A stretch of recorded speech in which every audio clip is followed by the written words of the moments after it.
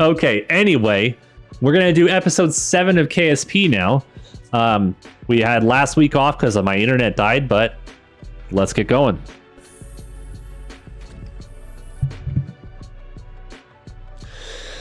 So I was posting in Discord the night that the internet went out, and I was going to stream this, but I didn't want progress to be halted too terribly because of that internet issue that night, so I went ahead and did it. But I have got something coded with kOS. Let me show you. So we ran this. I ran this off stream. I was posting stuff in Discord that day.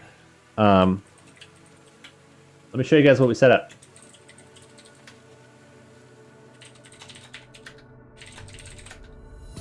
In fact, I wish I could like default the font size on kOS. I've already run the experiments, and I need to refine how this works a little bit. But I have a script that I have to manually add the experiments to it. I don't have it just automatically grabbing stuff. But I have a script that allows me to run the magnetometer, run the thermometer, run the barometer on this thing, and then transmit it all. So for example, let me retract the magnetometer so I can show you guys how this works.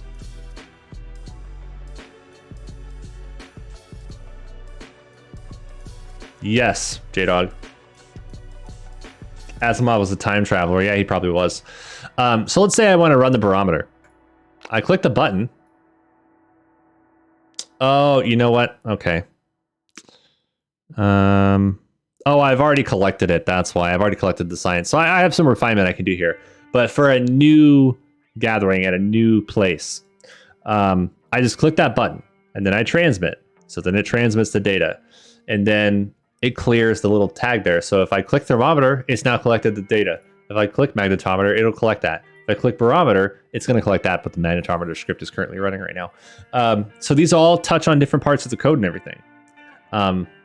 Boom. Now they both stay collected. I can transmit.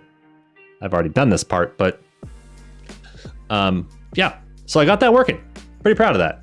It's a little UI, and then I can click close window, and then it ends the program. Pretty cool little thing. The UI thing was a little weird to figure out at first, the way that it instantiates the UI. But yeah, wasn't too bad. I would like to, some ways I would want to refine it. How to rock, hey buddy.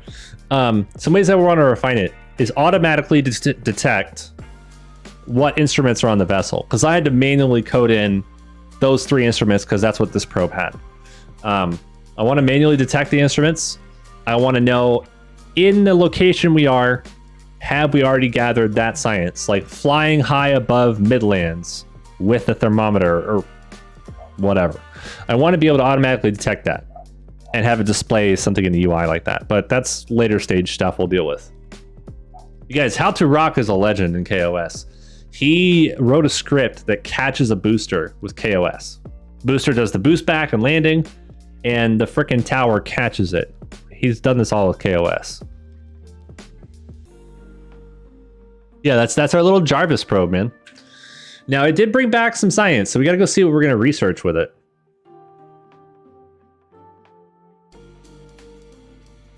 Wasn't this a just chatting stream? Yeah, pretty much. You guys, I'm telling you guys, man, you get me talking about sci-fi, and I'm not gonna shut up. I don't shut up when you get me talking about sci-fi. Now, there's quite a lot of options we have here. There's a lot of options we have here. One I am very interested in is the Sentinel Telescope. We get that. It's like a money printer. However, we also need a tracking station upgrade to get unknown object tracking. So if we get that, we get the Sentinel Telescope, we start running those missions. However, that doesn't leave us with a lot of like cash overhead at the moment. So we need to make some money. I think maybe today we'll focus on making a little bit of cash overhead to get that tracking station upgrade, get that research, and start running some of those missions possibly. What do we have right now? We have the surface outpost on Minmus. I'm holding on to that for a bit because we're not quite there tech-wise, I realized. Oh. Transmitter recovers scientific data from space around Eve. It did not say new vessel.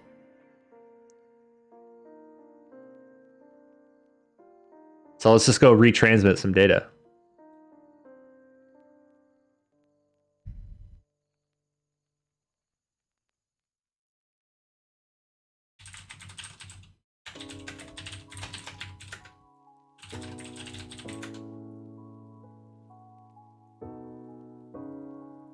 Thermometer, I guess. Hey, there we go. All right. Let's close that out. Okay, so that was like another 50 or 60K.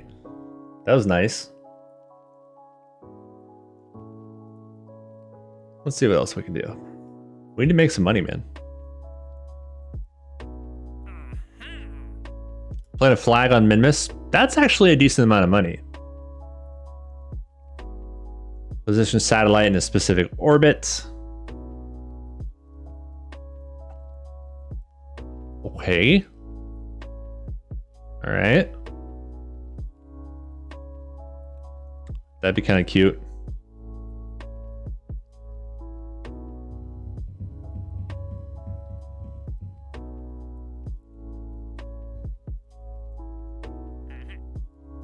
Ooh, this is a pretty hefty contract. Holy crap.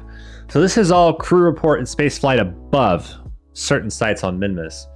And that's the key there, because we don't have to like dip really dangerously low or anything. We just got to be above the site. So we'll take crew in the lander that will plant the flag. We'll do these crew reports above, and that's a lot of money right there. Tourist, that's actually a pretty hefty tourist mission, but that's all a bunch of landings and stuff, which would, the cost would go up, at least until we can better recover certain things. Let's see. I think we'll take this contract. We'll do it. Not right away, but we'll do it. This is a pretty hefty contract too, if we were to land something on Eve. I wonder when the next Eve window is. What is the next Eve launch window? We gotta go check, I think, with something in orbit of Kerbin. Like here, KCOM 7. We'll use this one to plan a maneuver and check when our window is going to be to Eve again.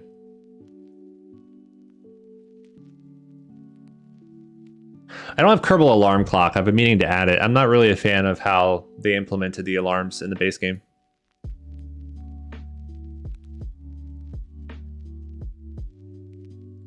Okay, we need to target Eve, and I'm just doing planning for the burn. I'm not actually taking this thing anywhere right now. Okay, lowest delta V.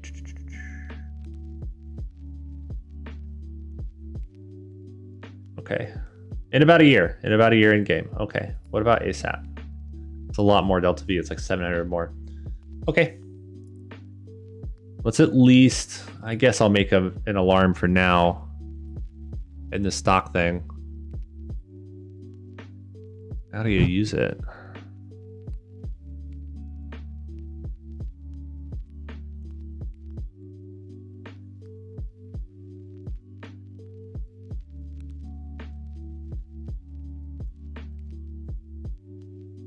Maneuver. So if that's in a year and 45 days. Oh, it already detects the maneuver. Okay. Add burn time to margin. Got it. Don't need to do that really. We'll just have that alarm there.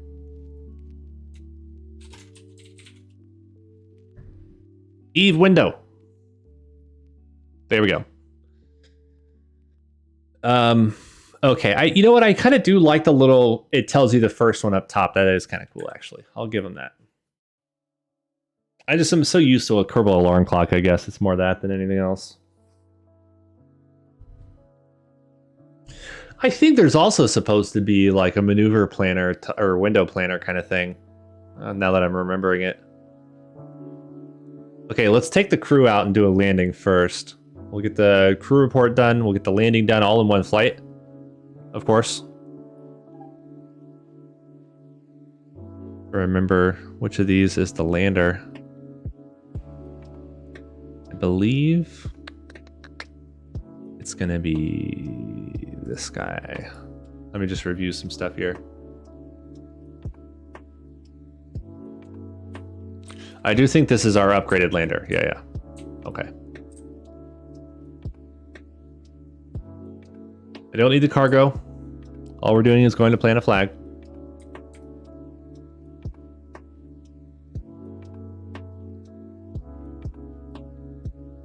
Yeah, okay. This should be good. Nice and easy. Still check staging.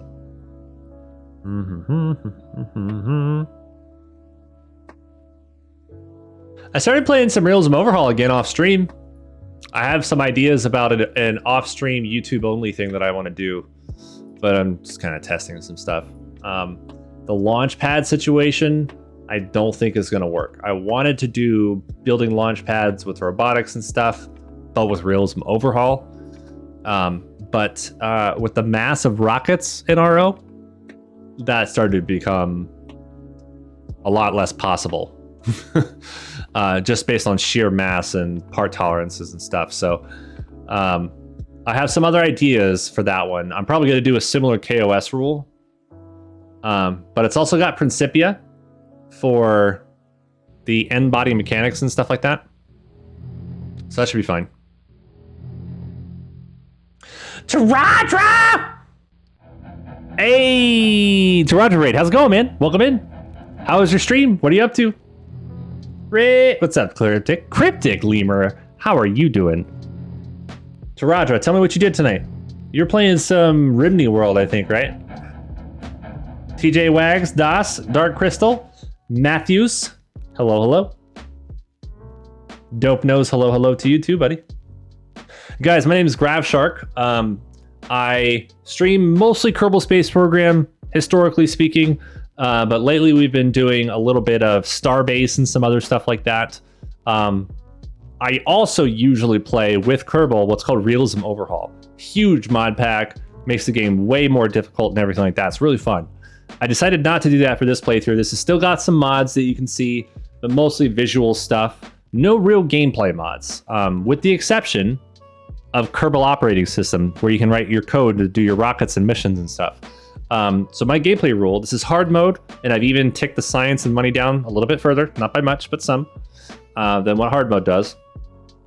And my gameplay rule with kOS is if it is interplanetary, like outside of Kerbin's SOI, so Moon and Midness don't count.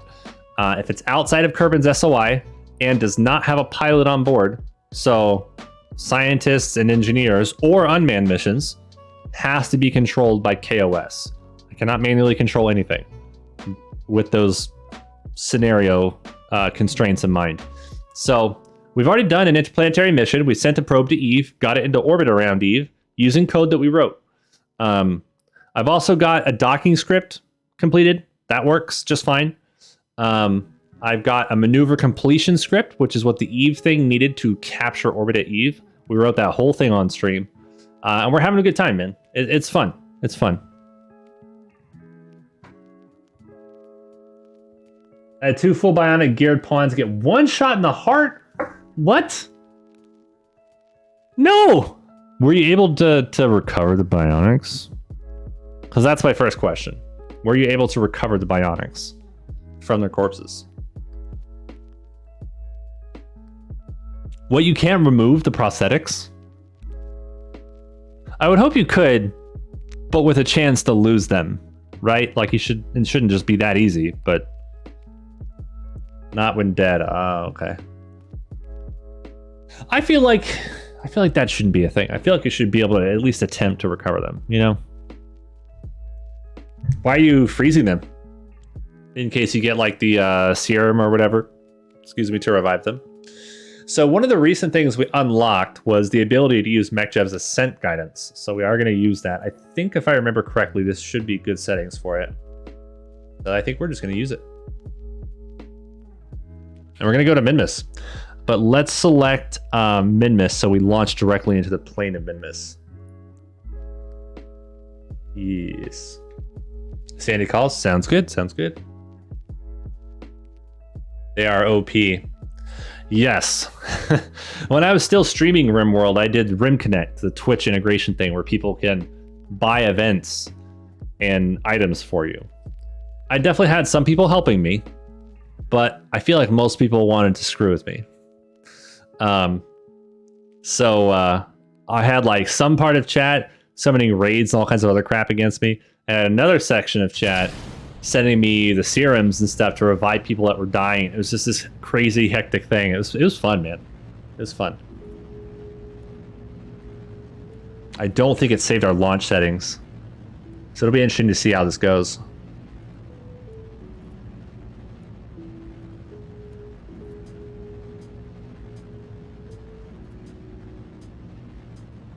Oh yeah, it's like not near aggressive enough.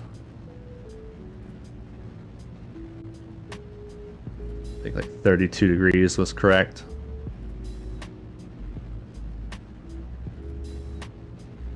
Is this stock scale? Oh yeah, yeah. So the planets are stock scale everything. I do. So the gameplay, kOS is really like the only real gameplay thing that really modifies the gameplay much. I like MechJeb because I've been playing this game for almost 10 years and it just takes away some of the tedium. I've launched thousands of rockets in this game. I don't want to keep doing it manually. So here we are. The only major gameplay thing other than kOS that I want to get is Outer Planets mod. That seems really interesting to me. But it doesn't seem like it's ready for 1.12.2 yet, at least the last time I checked. It might be now. I actually haven't checked in a couple of weeks, but it wasn't ready the last time I checked. But I do want to add OPM. Waterfall, hell yeah, man. Waterfall is such a pretty mod. Like, just look at it. Just look at it. Unfortunately, it is a nighttime launch, guys. That was our launch window to Minmus. Actually, these settings are ending up being decent. It started with bad ones, so it started to fly a bad trajectory, but let's fast forward a little bit here. So I'm using like visual mods, MechJeb, Kerbal Engineer, Waterfall, the kOS stuff, Antenna Helper, which helps you plan your antenna stuff so you don't like get all stuck. Final Frontier, which gives all your Kerbals like ribbons and stuff, which is kind of cool. Things like that. Yes, it was, Chivo. It was. Unfortunately, a lot of people on what you might call space Twitter nowadays are getting really salty because they built up false expectations for themselves. It's totally self-caused by all these people that are pissed off about the Inspiration 4 coverage. A lot of people seem to think for some reason they're owed pictures and video live from the capsule. I don't understand this. It's been a private mission from day one. No one ever said that live stuff was going to be a thing. This is all going to be pre-recorded and released later. I am Trainman, correct. Oh yeah, no, Trainman, me too. Me too. Like, I wish those things were what we had access to. Don't get me wrong. But again, literally never was that announced to be a thing. I do think it's I do think it's kind of a missed opportunity, but at the same time, if you think about it, it sounds like, and this is unconfirmed, before I get too deep into this idea that I have, this is not confirmed at all. I am not saying this is a fact. Again, not saying this is a fact. From a lot of the discussions that I've seen today, it seems that Netflix is the primary holdup here on video rights and stuff like that. Okay. Now, presumably, Netflix paid for exclusivity, and Inspiration 4 probably had them just pay St. Jude with that as a donation directly. Who knows? Maybe it went through Inspiration 4's hands first and then got donated to St. Jude's. I don't know. But guaranteed, whatever sum that Netflix paid went to St. Jude's, okay? We don't know what number that is.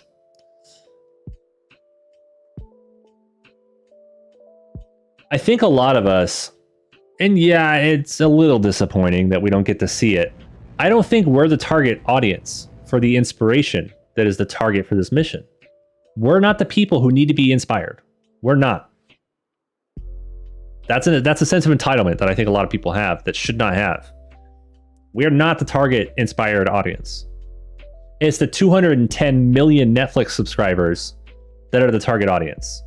So it's important to keep some perspective and context here, I think.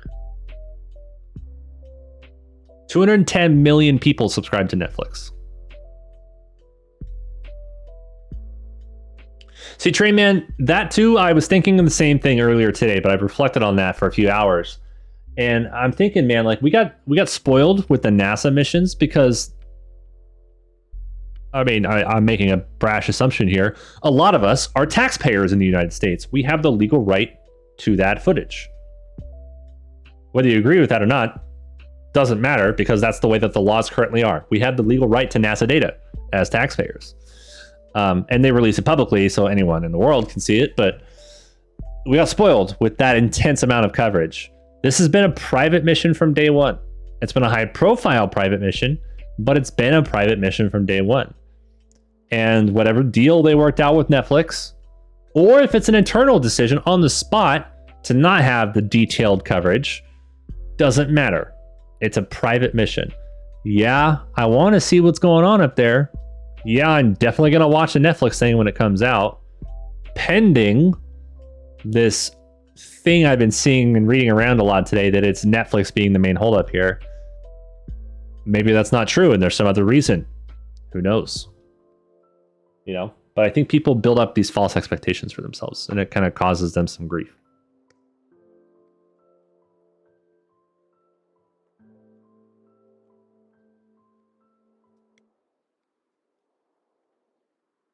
Anyway, thanks for coming to my Grav talk.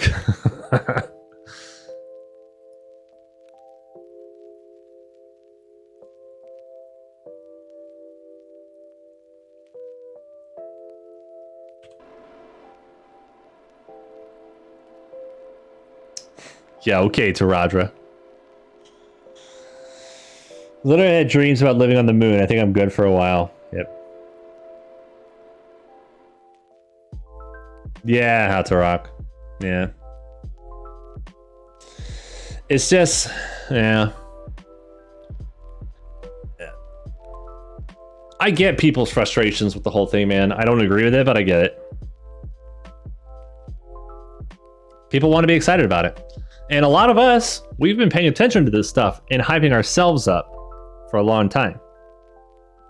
We are not the target audience for this. We are part of the audience for it, but we are not the target audience that needs to be inspired. We'll talk, you know, about how more people need to be inspired about spaceflight and stuff, and we need more boys and girls to get into science and engineering to advance humanity and all this other stuff, right? The 210 million people on Netflix, that's the way to do it.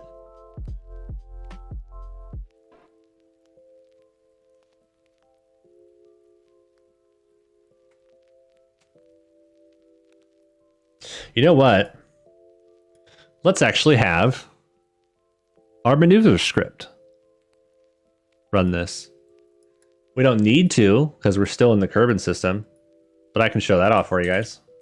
For those of you who weren't here on that stream. Oops.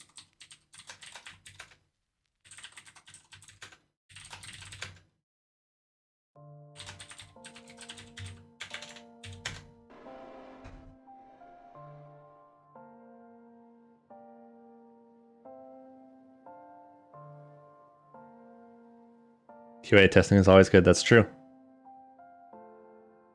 Exactly, Trainman. That is exactly the right way to put it. I really like the way that you worded that. Actually, that's pretty good. That's pretty good.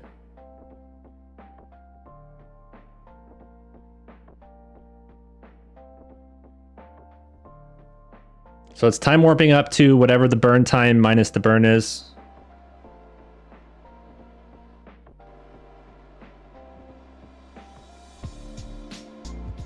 So what I have the script doing is I have it warping to about 30 seconds before the burn needs to start. And that's assuming splitting the burn 50% before the node, 50% after the node, like you're supposed to. So I have all the math done for that in the script, and we warp to 30 seconds before that. And then it's gonna light the engine here. There it is. And it'll throttle down towards the end of the burn. I need to tweak the throttle down parameters because it's a little aggressive. It throttles down a little too rigidly, but it still works just fine.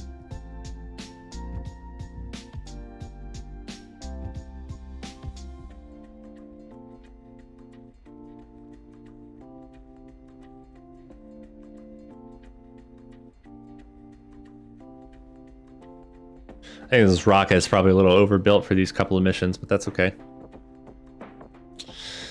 The surface outpost on Minmus is going to be an interesting one because we're going to need to put out some ISRU equipment because what it wants is 4,000 units of fuel.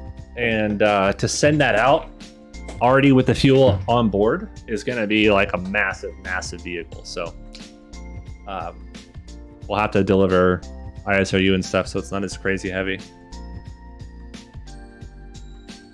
That a restock engine? It is restock, yeah. I don't have parts like restock plus. There are no extra parts in this game. It's just restock like the reskin of parts. That's it. Oh, I forgot to fix the end of that script. The script works, I just forgot to fix the end that errors out. Trainman, that is pretty dang cool. I did something similar with KRPC. There was a stream playthrough I did a long time ago where I was writing code for launching my rockets in RealismOverhaul, but using Python and KRPC. And I kind of did the same thing. I would do an ascent, get a good initial turn angle going, and for like the middle portion of ascent, I would manage time to apoapsis and the actual apoapsis and periapsis that I was targeting. So depending on, I think I had the script set up to where depending on how high the apogee was supposed to be, it was like a really high apogee. I wrote the script to shoot for a target perigee and burn until it hits the target apogee. But if it was a normal apogee, like 200 kilometers or something, it would ascend to that apogee and burn until the perigee hits the target. So I had a target apogee, perigee, and everything. So it managed like time to apogee, the actual apogee itself, and all that stuff in the script. So that way I could do one continual single burn all the way up through. And it's all in Python. I still have it all in GitLab if you want to see it. But it's all for RealismOverhaul stuff. EJ! What's up, buddy? How you doing, man? Welcome in. Oh, yeah, Train. I haven't added that one on my BTTV yet. EJ, thanks for the raid, dude. How's it going? EJ, I was watching earlier when the pad went poof. It sounded like you were kind of getting it all squared away with the new pad and stuff. How'd the rest of that go?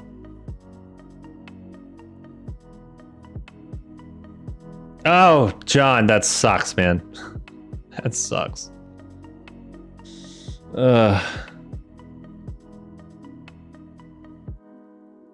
Shaw, thank you for the resub, man. I didn't see that back there. I think I was like blabbing about my scripting and stuff and Kerbal. Well, welcome, guys. My name is GravShark. I normally have streamed Kerbal Space Program historically on Twitch.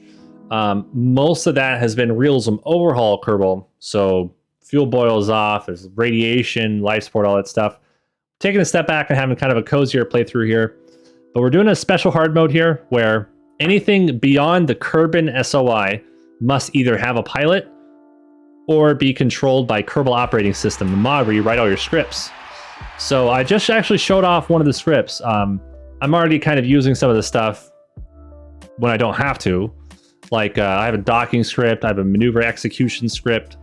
But we did do an Eve mission, and we wrote a script on stream to calculate burn time, time warp, aim for the maneuver, all that stuff. So I planned the capture burn at Eve before we floated out of Kerbin's SOI. So we did like a normal maneuver for Eve. Once we finished that burn, I planned the capture burn for Eve, and then we time warped all the way to it. executed the maneuver script, and boom, we've captured Eve. So I haven't figured out a way to actually make the maneuvers with kOS yet. That's math that's going to be way above my head, but that's what we're doing, man. That's what we're doing. Been playing a lot of Starbase lately too. Sounds good, EJ. We'll be here, man. You guys are on fire today, man. JJ Malachi Jeter fan. I understood that reference. Jared Q, Jesse Spaceman, and Scorpion. Thanks for the follows, guys. Welcome in. I wanted to get it in before EJ's raid came. Okay. Well, what happened, Shaw, was I was blabbing, and then the raid happened. So I'm sorry I didn't see it first. But thank you, man, for the reset. I appreciate it.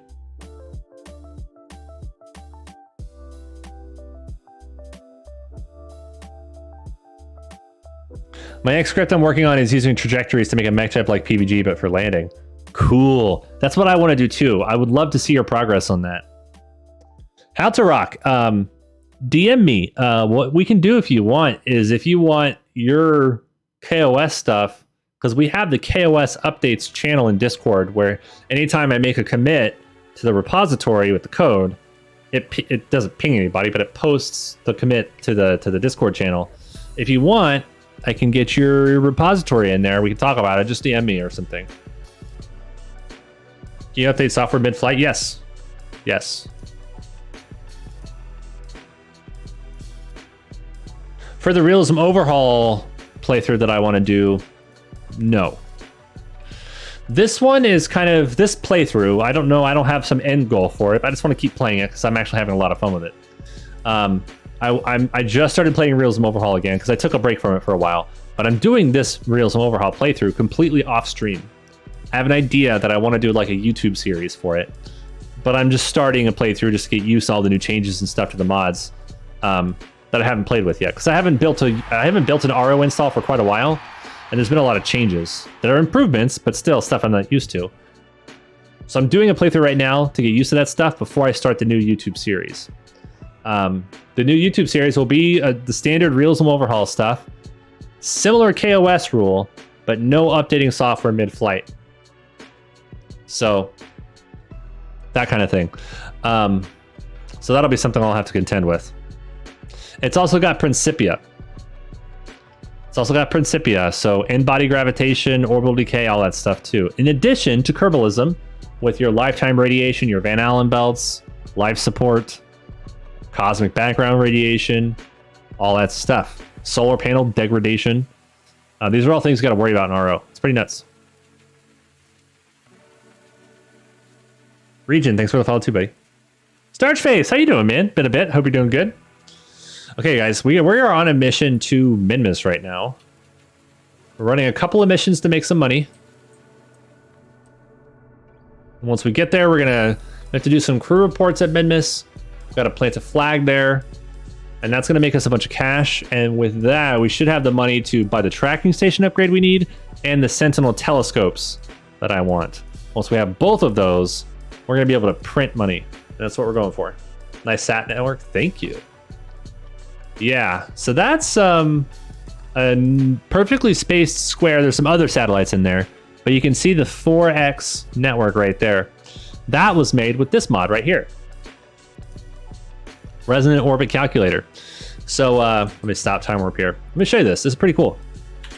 Let's say we want a 4-satellite network, okay, above Kerbin, for example.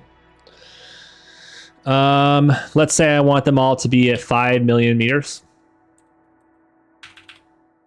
Okay.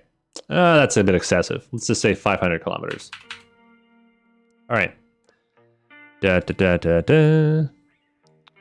See, if you notice, I've chosen some options here. Here's what it wants. So let's say we send up a stack of 4 satellites for our 4X network above Kerbin. Set up a stack of 4.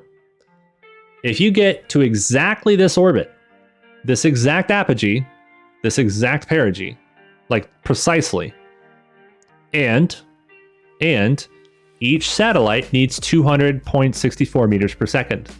If you have all of those in mind, and you choose the right options over here, Dive orbit is a special option here, not important on the details. But basically, you get into the target orbit, it tells you. At every apogee, you release a satellite. That satellite then circularizes itself. At the very next apogee, you release the next one. At the very next apogee, you release the next one. And then so on until you've completed your constellation. You'll have a perfectly spaced out constellation every single time. It does all the math for you. Dive orbit is a special way that it does it.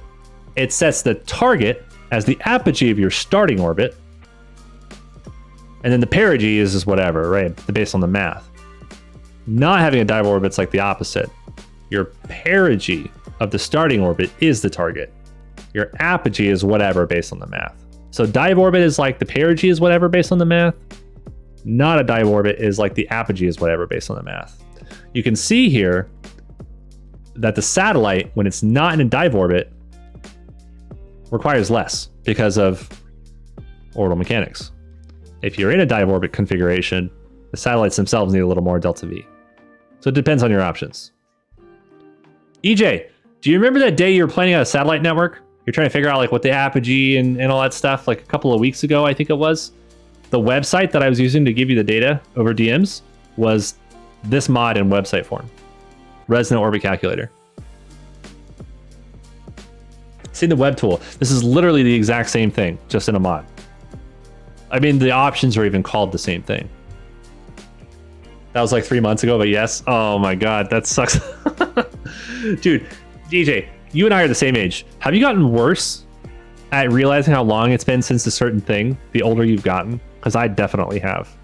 I'll think like, oh yeah, that was like a couple of weeks ago when it was really like 2017 or something. It's bad, man, it's bad.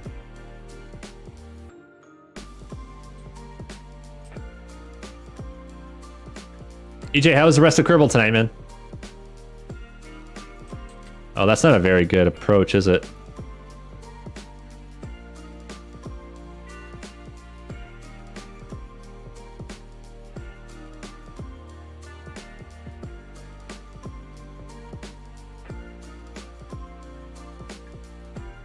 A little bit, but not as bad as you. Shut up, EJ! Great, 100% successful. Yeah, we'll go with that. We'll go with that. I was there. I know what you did last summer.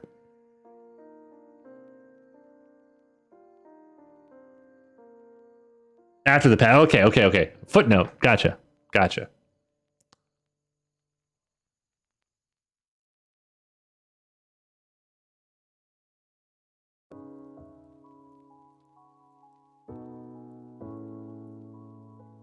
For those of you who just got here, I'll get to show you the maneuver script. Even though with our gameplay rules, we don't need it necessarily. I will show it off to you so you can see how it works. I need to go polar. Oh, that's a bit too much. We'll do that.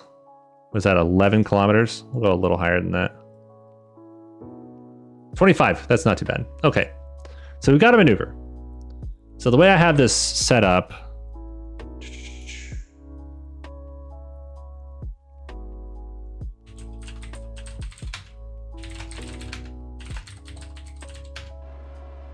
so it's going to find the maneuver target. It'll time warp to it. It'll time warp to 30 seconds before we got to do the burn. It'll execute the burn, throttle down towards the end of the burn for nice precision, and then turn off the burn. Was it like a 60% of the time it was perfect every time kind of thing, EJ? Was that what it was?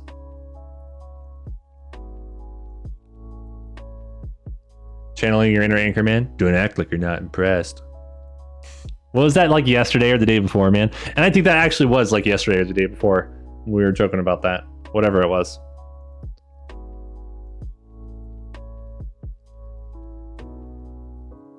So you can see it's counting down to the burn up there, and it matches the data down here that we see.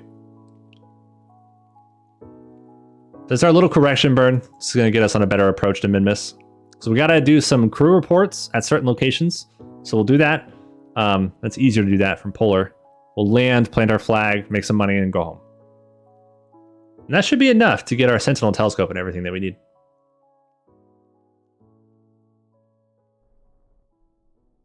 It throttles down way too aggressively, I think.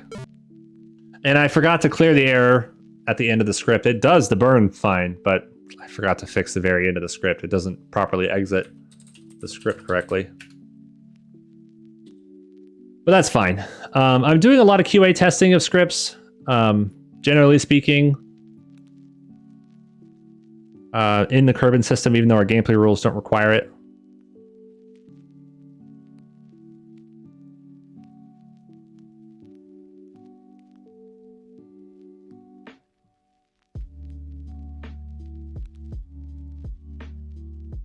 There we go.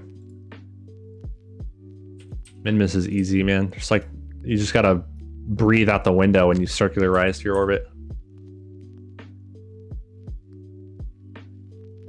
It's not an F, Warlock. It executes the actual meat and potatoes perfectly. It's just, I keep forgetting to exit the script correctly with the actual code that I've written, which is not a big deal. It's not a big deal at all.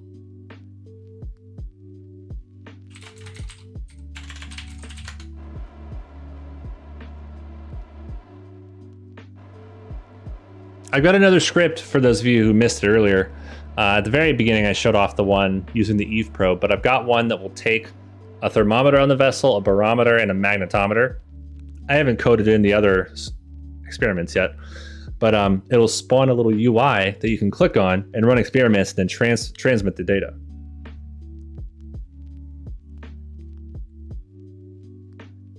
Lock throttle to remaining delta V times N. That's true. Yeah. That's a good point. Based on like remaining delta V, I have it like at X delta V throttle to X%, at X delta V throttle to X%. So I have some graduated things like that. So the improvement of the throttle down will be a sort of dynamically done gradual throttle scenario for sure. I just wanted to get something together that worked. Nice, Warlock. We made this like breaded Brussels sprouts pasta thing. It was very good. I've also seen people use max thrust. Oh yeah, no, yeah, oh yeah. Did that too. All right, whatever the throttle is in the syntax, I forget exactly what it is. Okay, so let's see where we are here.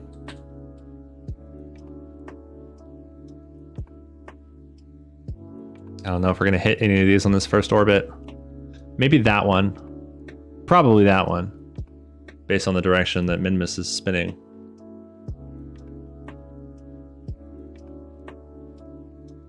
Yep. Was it a crew report? Yes.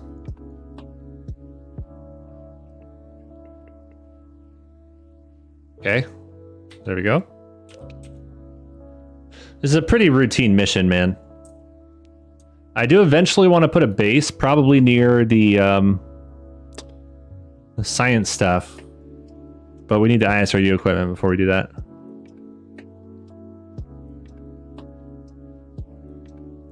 Nice. Hi, Ted. Which habitat mod? There's like a billion of them now. I've been playing this game for 10 years, probably. Hi, Ted. I've probably played the mod that you're referencing, but I don't know which one you're talking about. There's a bunch of them. I usually play a pretty heavily modded one, High 10. This is all just visual and helper information type stuff for the most part. I don't have any parts mods or gameplay mods in this playthrough. I usually play what's called Realism Overhaul. So it changes a bunch about the game. It's not perfect, but it adds a certain level of challenge that I appreciate with the game. And there's other ways to challenge it without Realism Overhaul for sure. Look at what EJ does. That's not the kind of challenge that I want to play. You know, I like Realism Overhaul stuff. Electronic, hey, welcome in. And hello to you too, and thank you for the follow, man. Welcome in. One of these days, I'll convince EJ to play RO. One of these days. Oh, I freaking missed one. Should have been paying attention. We had that one under us.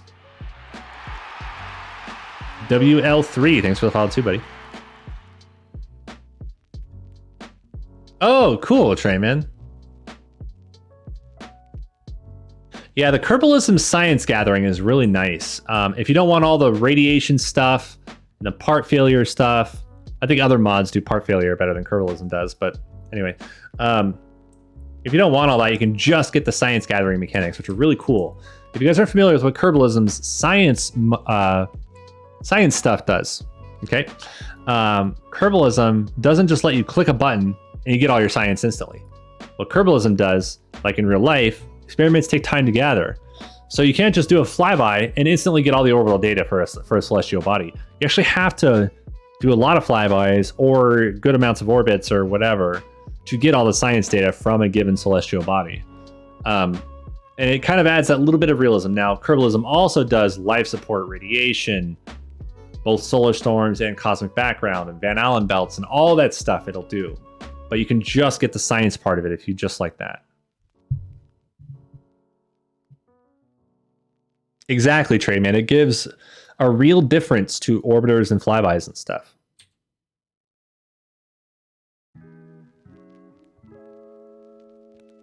Nice visuals on KSP. Thank you, man. Yeah, WL. This playthrough is mostly just visual mods and helper stuff. The only real gameplay mod I have is a mod called Kerbal Operating System that lets you write code and script for your launches and your rockets and your satellites and stuff. In fact, we've been using it today so far. We're not writing new scripts today. We're just kind of using the ones we've already written. You know how to achieve circular orbit without a circularization burn on perigee like Falcon 9 does. So you're talking about a continuous burn all the way to orbit, not a coast phase and then a circularization burn, like one solid burn the whole way. That's a detailed conversation, Electronic. Let me answer a different question first, and then I'll answer yours, because that's a longer thing. Do you have a list of mods somewhere? No, I do not, WL, but it's your basic MechJeb, Kerbal Engineer, visual mods, Kerbal Operating System, which is the scripting one where you get to write code for your launches. Resonant Orbit Calculator that helps you plan satellite constellations and tells you what orbits and stuff and that kind of thing. You still have to configure it with what you want to do, but it takes some of the guesswork out of that. I've been playing this game for 10 years, so I like to remove tedium where I can. Antenna Planner, which is kind of a cool one because it shows you like how far your antennas can reach and things like that.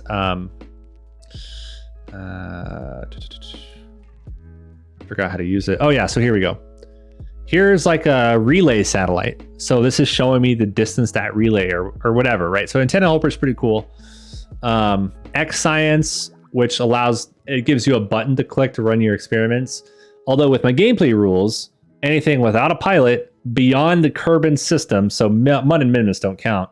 Anything without a pilot beyond the Kerbin system entirely must use kOS, that code thing. This is mostly this button where you just click all the buttons for the stuff instead of having to go click the thermometer and click all that. That's just useful for Mud and Minimus. Or when I have a pilot. I do, Electronic. Yeah, I use MechJeb for ascent guidance.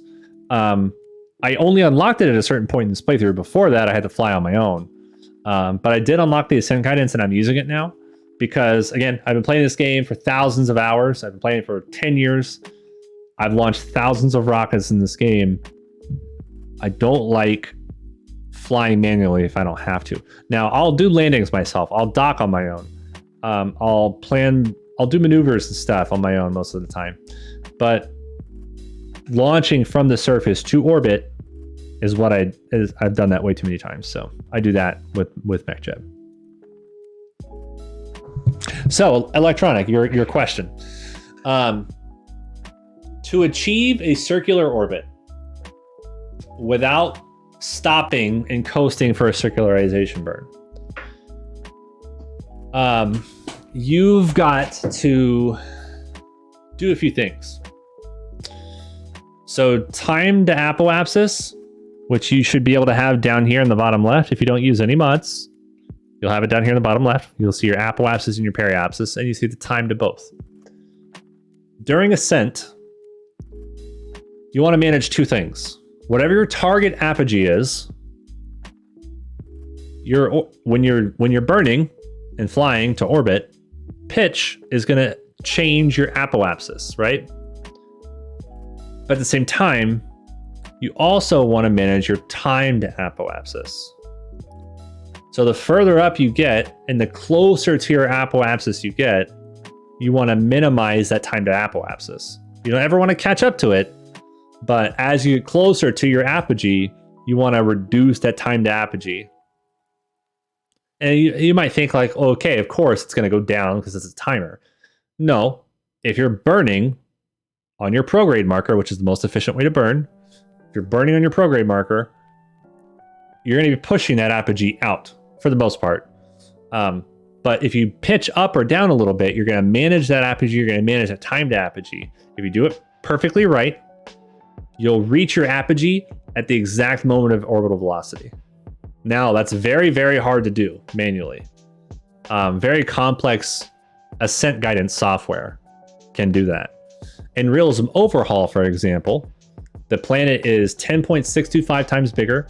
It takes you 9100 delta V to get to orbit, rather than like the 3400 or whatever in stock. In RealismOverhaul, MechJeb's ascent guidance has something called primer vector guidance, which is what the shuttle used to get to orbit.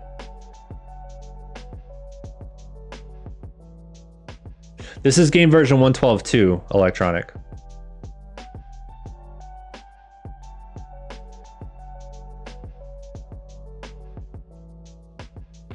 Depending on details, Warlock, yeah, with the small Kerbin system, yes, it's more efficient that way. Not in real life.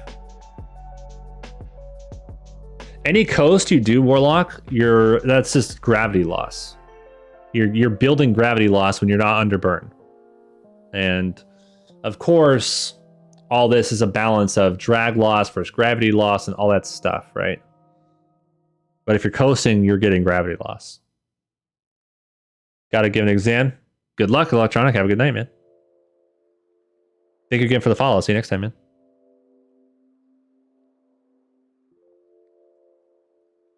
I like Engineer for the Suicide Burn Countdown. I did too. I like MechJeb and Kerbal Engineer for different things. Even though there's a lot of overlap with what they do, I do like them both for different things.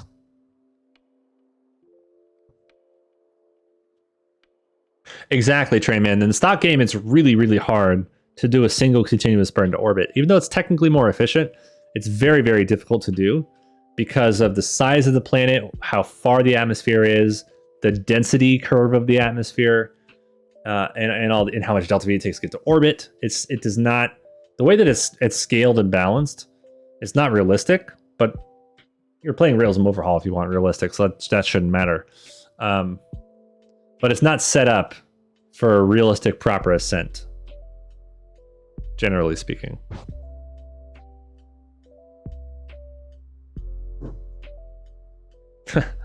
Treyman, you make a point. You make a point.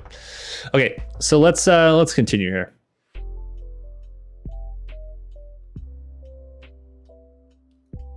We might not hit this one. I doubt it. That'd be kind of a stretch. Oh, wow. Okay. Can we get it before you lose it? Ah, we got it. Let's go. It's going to be a little bit before this other one gets under our orbit.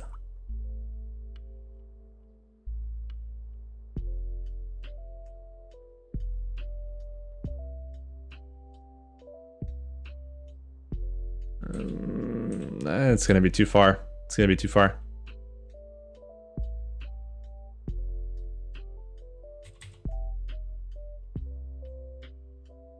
Really? Is that right?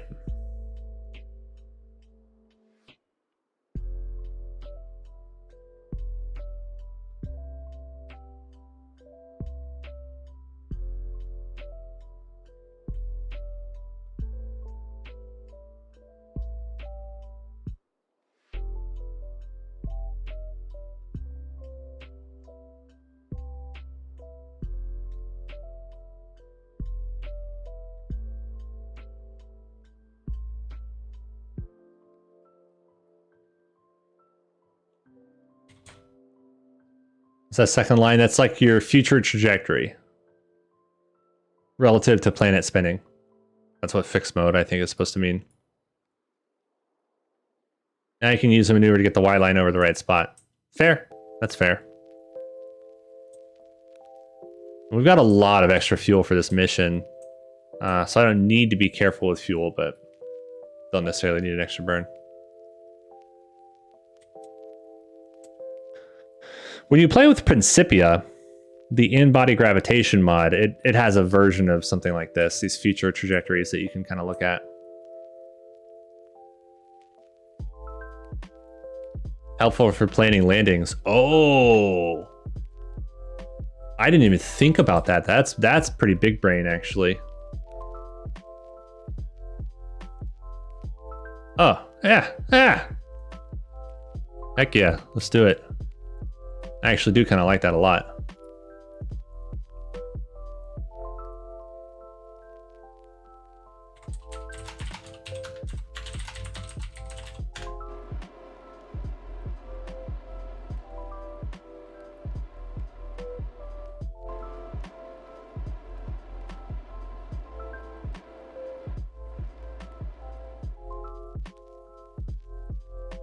What do you mean, Hytenda? What application for this game are you talking about?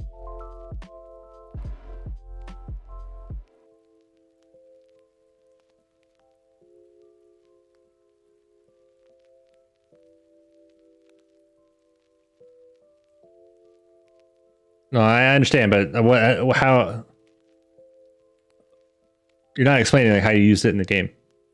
So what? I understand that you did the math on your own, but how did you use it for the game? That's what I'm confused about.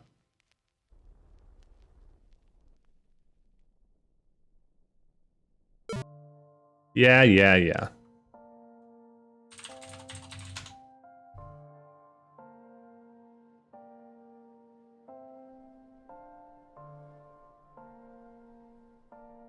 I think it cut that burn a little early. For those low delta V burns, that's where that script kind of falls apart. I need to deal with the throttling a little bit better and the TWR and all that kind of stuff. Like if the burn time is detected to be really low, then it needs to handle the behavior a little bit differently. It needs to start out at a very low throttle, which it currently does not. Oh, what am I doing? I don't need to do that right now. Okay, so that's that contract. Let's go land. So this fixed body thing is pretty cute for landing.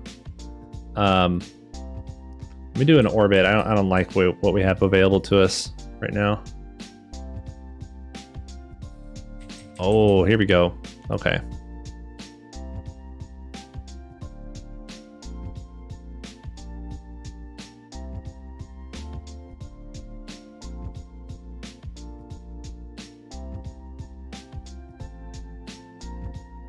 Oh, that's actually pretty cool.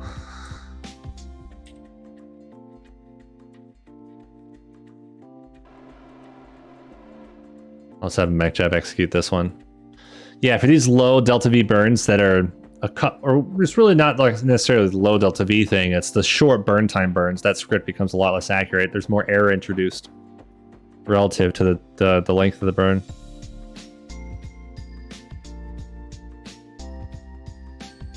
Fixed body mode and trajectories, Kurama. The mod trajectories that you've probably heard of.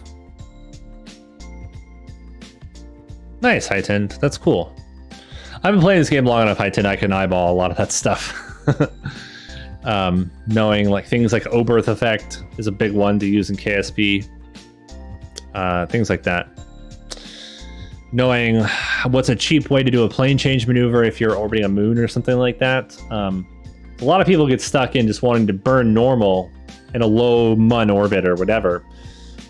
In some ways, it can be cheaper to boost a really high apogee, do your plane change way up there, and then recircularize at your low orbit. It can actually almost be cheaper that way. So little things like that, you know, are good to consider. Yeah, me neither, Kurama. I literally just learned about that, and I've been playing with trajectories for like 5 years. So I feel dumb today, but you learn something new every day streaming on Twitch. I've always said that. Uncle Bill, how you doing, buddy? Oh, that's cool, Trey, man. That must be those images that I've seen from the mod on like Reddit and stuff then. That makes sense.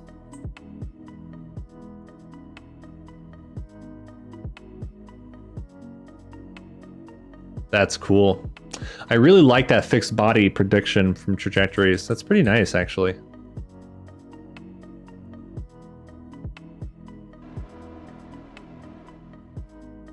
It's just so much wasted fuel. I mean, I could literally land on the tail and still be okay.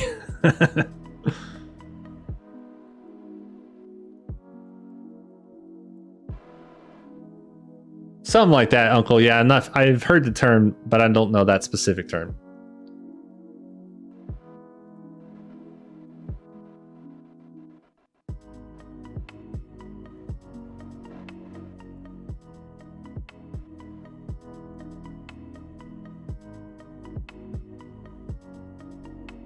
Oh, I don't want to dump a whole stage. There's so much fuel.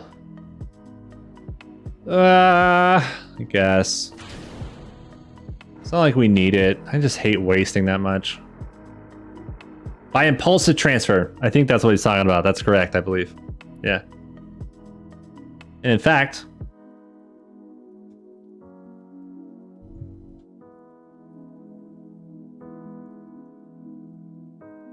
Oh yeah, no. Principia has done that for a long time. Karama. Principia has done that for a long time already. I knew that in Principia. Because in Principia, you can change like your physics reference frame and all that stuff, you know?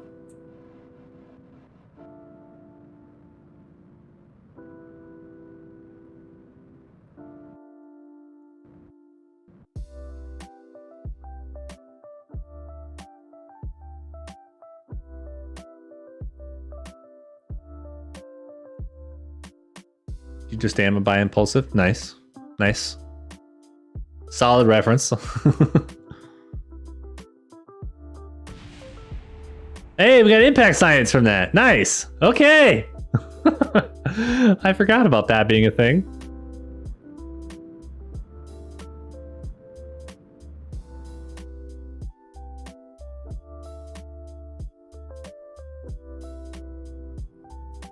Okay, I don't really need that anymore.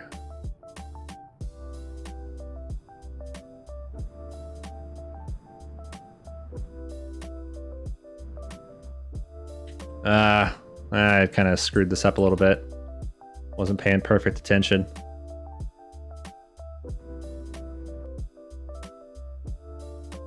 All right, I'm just gonna land it. Screw landing next to the equipment. I'm just gonna land it. Yeah, that was pretty cool, Karama. It's like way off that direction now. I am, yeah, Train. But I have yes amounts of RAM. I have 64, so that doesn't affect me, thankfully. I'm using it on my RO install, I should say, not here. Not here, no.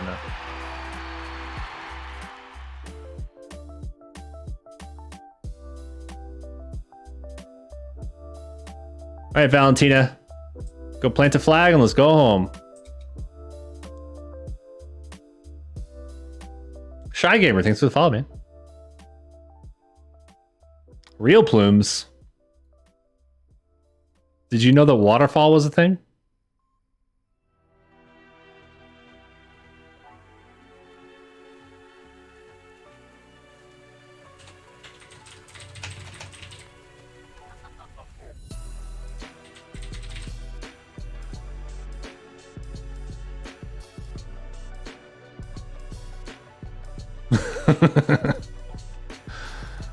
I had to immortalize that moment, Train Man. I hope you're okay with this.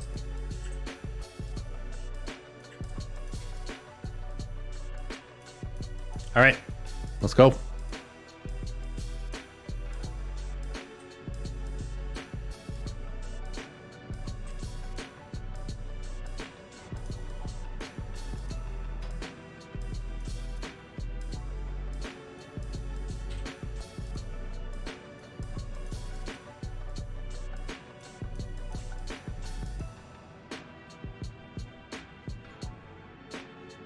It is WL. I like it. I didn't know that that was a feature in trajectories. That's kind of nice.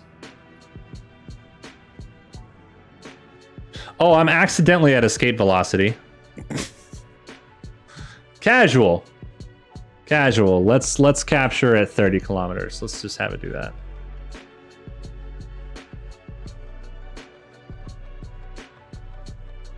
Yeah, Trainman. Hell yeah, that would be great. Principia is fun, man. I haven't played with it in a long time. I used to exclusively play only Principia, but I guess more of the debris is falling back on the surface. That's what it looks like. But it became hard to stream it because I play Realism Overhaul usually, and I like to have really long-running playthroughs with Principia. Now, when you have orbiters in a place for a long time, or long-running this, that, or the other thing, Principia saves orbit history for vessels. So the longer your playthrough generally runs with Principia, the laggier it gets. There's some ways around this, but it's a thing. So I'm playing it again, Realism Overhaul. It is a Principia install, and I'm gonna have the same kOS rule that I have here. But I won't be able to write new software for a vessel. It's got to basically go out with whatever I give it. With some exceptions, I think I got to work in, because in real life, they can patch software for vessels and stuff. I got to figure out how I want to deal with that. But I don't want to stream that one. I want to just make that a YouTube-only thing.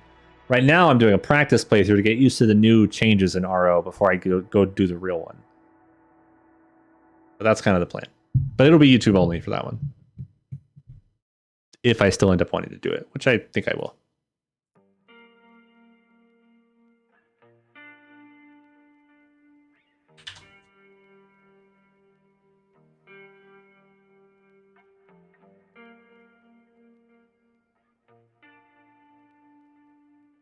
Hey, let's go home. Hey.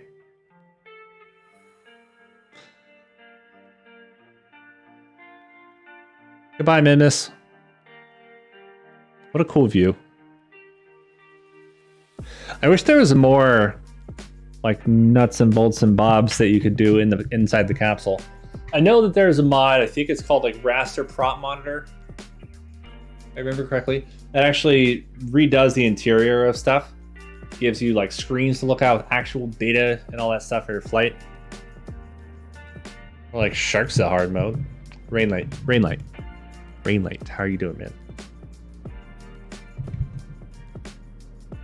Rainlight, we had a cozy DM conversation the other day. It was good to catch up with you a little bit. Hope you're doing good, man. You too.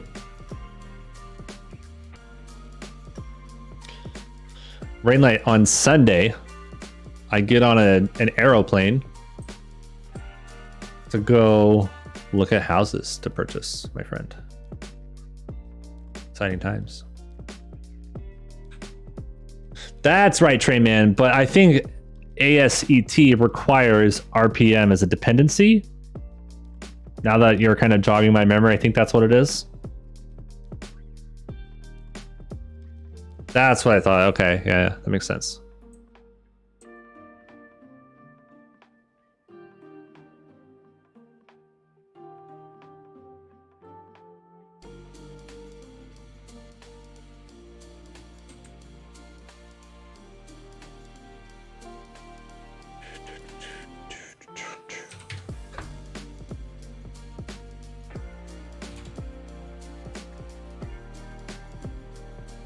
Are you excited? I am very excited. My last day at my current job is in less than 12 hours is when that last day starts.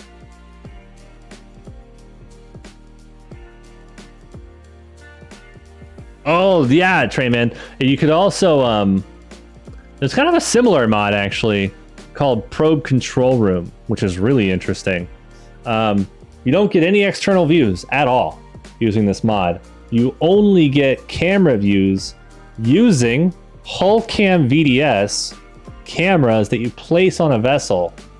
And you can, so like in Probe Control Room, you have all these screens you can configure with data readouts and an orbital map view and things like this.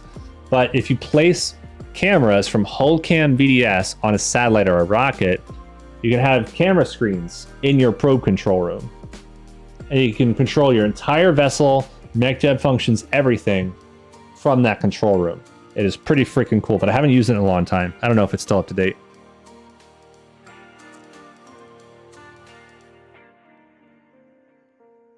Oh, I've disclosed it. Yeah, Train Man. Houston, Texas. I don't disclose where I live now in California because it's a bit of a smaller area. But Houston's a ginormous freaking area. So I don't mind saying that because it is absolutely huge area. Very, very big. Lots and lots and lots and lots of people. You can tell it in the kOS. That'd be cool in that type of playthrough. Hell yeah, that'd be cool. Mac, 5 months. Thank you, man. Mac, I appreciate your support. I'm hoping in 4 months, Mac, you have a really cheesy 9-month Twitch baby joke, and I hope it's a really bad joke. You have four months to think about this. What's up, Mac? How you doing? Which mods are included with RO due to some mod dependencies, which one of the X1 canopies is functional interior, but IBA is kind of bugged. Oh, yeah. I know which canopy you're talking about, because in my current RO playthrough, it's like my practice RO playthrough before I do the YouTube thing. I'm at the X1 stage of rocket planes and stuff right now, and I'm still doing suborbital stuff at the moment.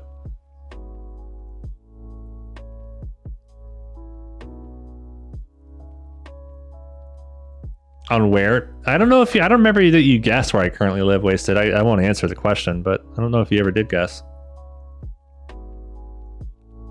As a city planning student, I like to crap on Houston a lot. It's an interesting place, let's put it that way. It's an interesting place as far as city planning is concerned. Closer to Boca. Funnily enough, Dead Scum, we're moving down there for a lot of reasons. Better cost of living, a lot of job opportunity.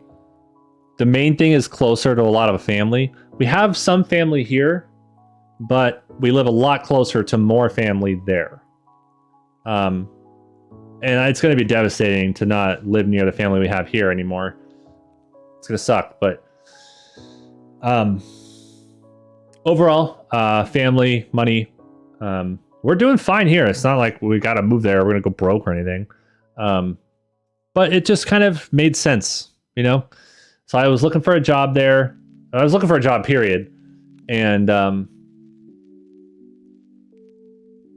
I'm skipping some details. The timeline I'm telling you isn't correct, but I was originally looking for a job anywhere. I happened to find a job there. Happens to be where her family lives. And it just kind of all fell into place, man.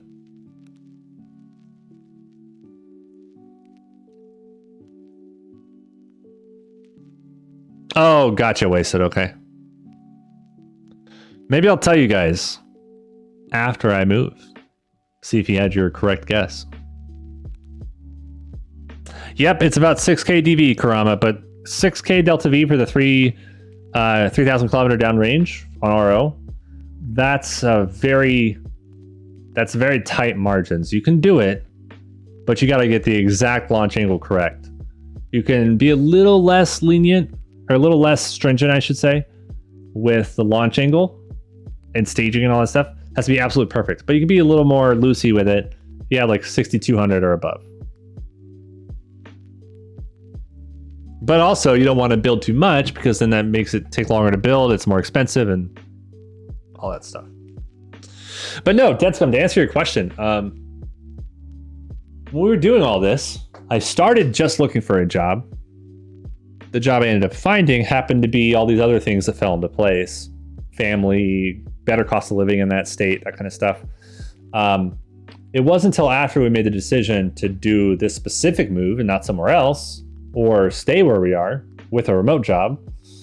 It wasn't until after we made this decision that I was like, my wife even told me, Diane told me, she was like, you know, we're going to be a lot closer to Houston, or closer to NASA. I was like, oh crap, you're right.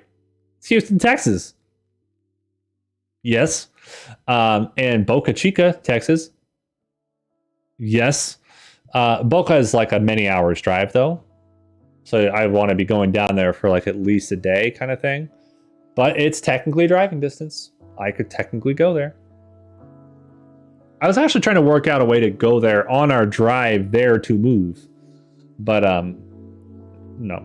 Because we're going to have 2 vehicles, both of our cars. She's going to have all 3 cats in the car. I'm going to have both dogs and my gecko in the car, in my car. And we're going to have to stop at certain hotels or whatever that allow pets, etc. So it's going to be a very logistically challenging 32-hour drive.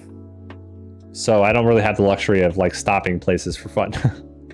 And we want to go not along the border, because if we go that direction to get through Boca, we'd be driving along the border basically the whole way. It'd route us through Los Angeles. We drive through the border and everything. I don't want to drive through LA to get there. That's going to make the drive take so much longer. So we're going to go more like through Albuquerque, a little further north and stuff. It only adds like 30 minutes to an hour to the drive to predictions, but it'll be a lot easier of a drive that way. Just let the pets drive for a turn. Okay. I'll let you know how it goes. Need to find an RL mod for the trip planning. Oh, I already got that. Actually. Let me see if I can get I actually have a link that I sent my wife for that exact thing. I went to a website, planned the trip, and sent her the link of the trip. I can actually show it to you. No, actually I can't, because that'll tell you guys where I live now, and I don't want to do that. I'll show you eventually. But it's a trip planner website for Tesla cars, and it's like I'm planning it around where the superchargers are and stuff along the way. You just put your starting address, your ending address. It tells you where you're going to charge, how long you got to sit there at that specific charger, based on what car you have and all that stuff. So I plugged in the exact model that all that stuff, and it figures it all out for you. And so along that route, we're just going to pick pet-friendly hotels. Easy.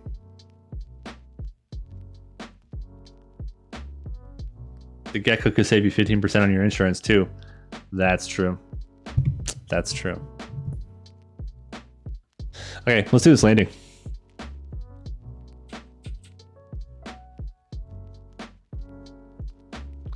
Going with a 35-kilometer landing.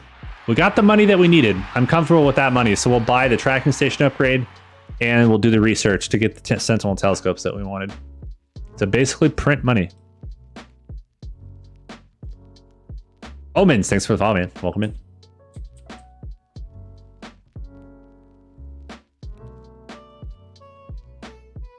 Ha! Train, man, yeah. You know what, man? Since I got the car, I had kind of the noobish thought of like, what if you put a solar panel on top of your Tesla, right? Or on top of any electric vehicle. The problem with that is solar panels aren't quite at the output yet where that makes sense. At best, a solar panel roughly the size of a car would get you trickle charging, which would not let you drive infinitely.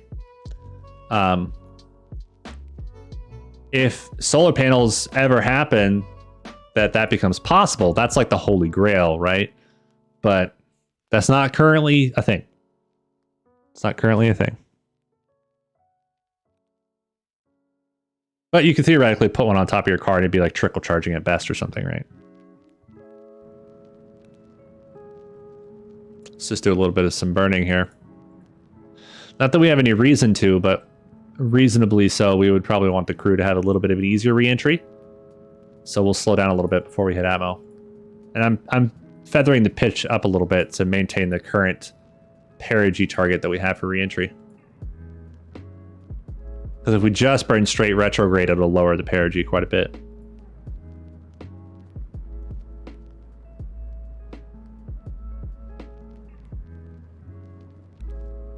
Okay, that's probably good. And see ya. And we'll even do like a 20-degree lifting re-entry as well, as best we can.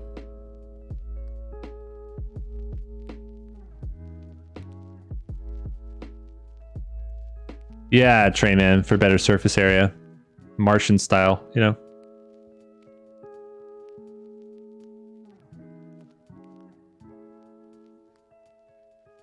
Yeah, Crom, I know what you're talking about. Yeah. I think I added vents in my current RO install. I don't remember if I chose to want it or not.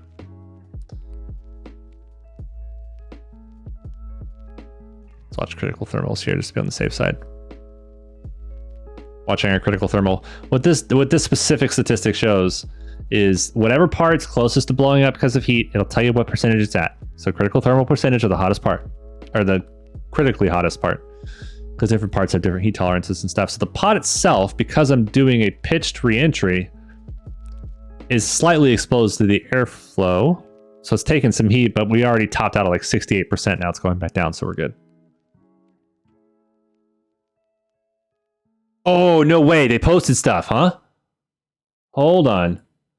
Hold on. Whoa! Whoa! Whoa!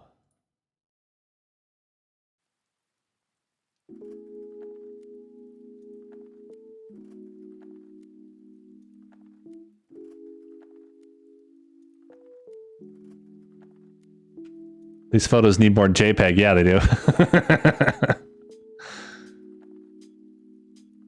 This is awesome. I'm so glad that they did this and shut everybody up. I've been really frustrated with the space community's like entitlement today. I'm glad this shuts them all the hell up. People have been acting way too pissy and entitled all day today. Whoa, dude. What a freaking picture, man. Oh my god. Oh my god. That's wild. That cupola is something else, man. That's something else.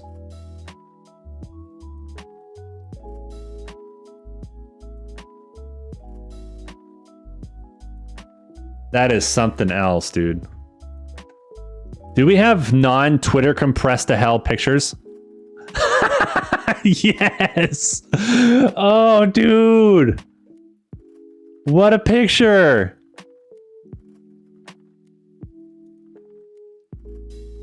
Holy crap, man. And you know, John Krause taught him how to use that camera. He's like, here's what you got to do. Oh my god, man. And that's Haley up there. Yeah, yeah. Cool, dude.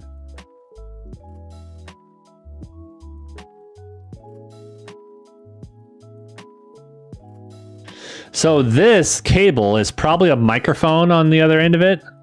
I'm guessing she was talking to somebody on Earth during this or something. That's my guess. That's a mic, I thought so. No picture of Dr. Proctor up there yet. Everyone got a picture up there except her, huh? At least that they've released. John taught them. Oh, I know. I was being very obvious there. Yeah, I knew that. Dude. Dude, that is cool. That is freaking cool, man. They're talking to the patients down in St. Jude. That was one of the events they had scheduled for today. That was one of the events they had scheduled.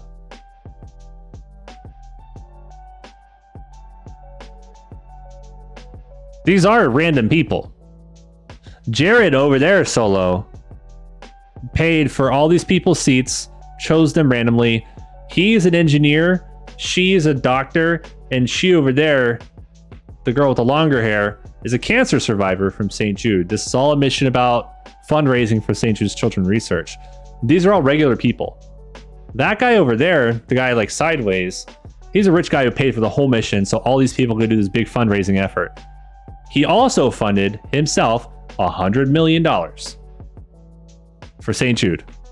And they've also additionally raised through fundraising efforts like 40 or 50 million already on top of that. And he also paid for the flight as well. You saw the Netflix thing. Oh, hell yeah. Okay. I mean, not SpaceX CEO people. Oh, gotcha. Okay. Gotcha. Okay. Yeah, the Netflix thing is really well done, man. It's very well produced. It's a beautiful story. I like how we got to see background of all the people going, what the ideas are for the mission. They talked about some of the research they're doing up there. It's not just a tourist flight. They're going to be performing research for various organizations down on the surface. It's something else, man. It's something else. Yeah, Solo. Let's not paint Elon only in a good light. The guy's got his issues, man. But it says something, I guess, also to his credit, that this is their big profile tourist mission.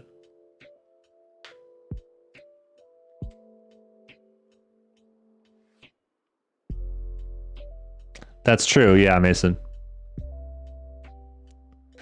Trey, man, that's exactly what I'm talking about, man. This is a monumental mission for a lot of reasons.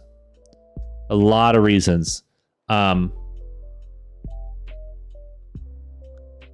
The fact that it's just regular people, it's not just a billionaire and his buddies, you know, going on this mission, and for such a good cause too.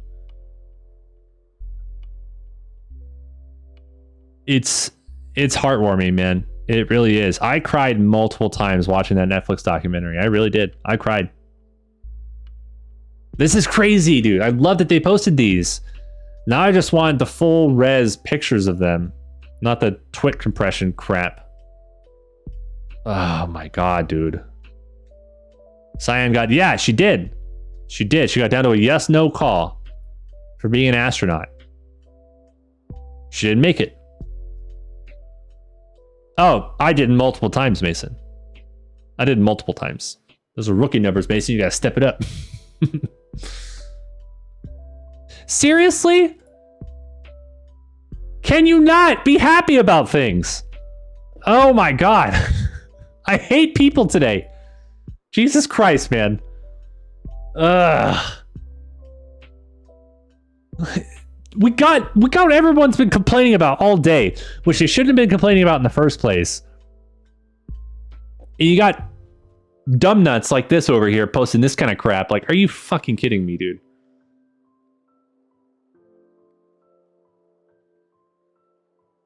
What's up, T-Man? How you doing, man?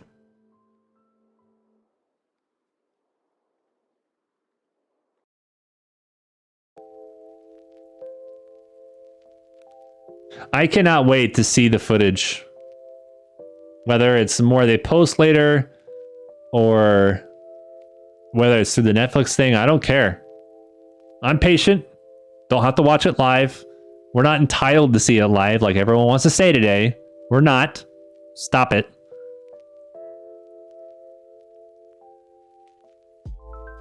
Just for you, Rainlight. There you go. Otherwise, I'm going to complain about it on the internet. So, Rainlight, the quick version of what I'm talking about today is this is that Inspiration 4 mission that launched yesterday. Yesterday. And it's a big high-profile mission, big, you know, good cause and all that stuff. At no point ever did anyone ever say there's going to be live views, tons of pictures, everything. There's going to be pre-recorded stuff for the Netflix documentary, further episodes, and other material they're going to be posting. But none of it was ever guaranteed to be live content. But people on the internet have been blowing up today like, why haven't they been posting anything? Where's the live streams of the capsule? Like, shut up. This is a private mission. This is not a NASA crewed mission. People are spoiled because on the NASA crewed missions, we got to see the full live stream because NASA has to publicize their data. There's a privately funded mission. Bro hanging sideways over there. That direction, the guy sideways. He paid for the full flight. He donated $100 million to St. Jude's himself. And the complete flight costs and everything. All the training, the rocket, all that stuff. And it's a privately funded mission. It's for a good cause, and all the proceeds are going to St. Jude's as well. But still, people have this weird sense of entitlement today. And I'm so glad that they posted this today. I'm so upset with people. I've really been disappointed in the space community today. I really have. No one realized it was Fictional's fault all along. That's a goddamn fact.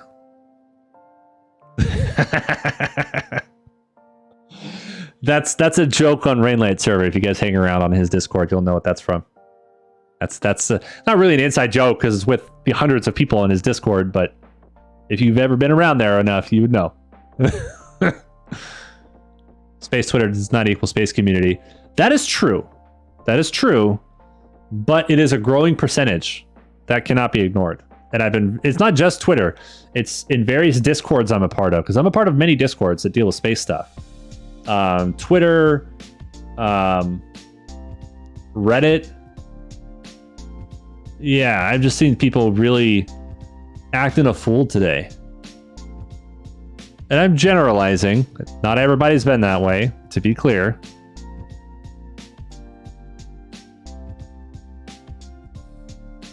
Oh, 100% Train Man. No, you're right on the money. Abso-freaking-lutely. It's probably the loud minority that's complaining. That's usually how it goes. 100%. 100%. I can still be upset with them, though. For acting a fool today. I've been saying all day, man. People need to realize, like, we were never promised live anything for this mission. I'm glad that we're getting this. This is good. But we weren't ever owed it.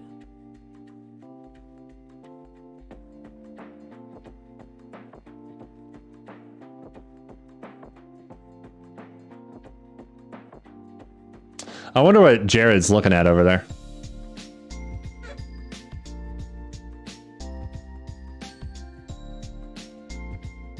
Oh, cool.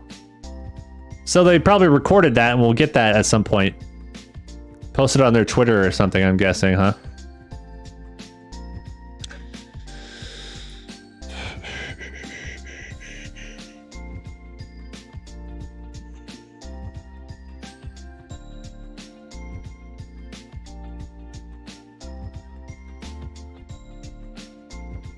Oh. I didn't know this was a thing with Twitter. You guys ready for this? You guys ready? Oh. Let's go.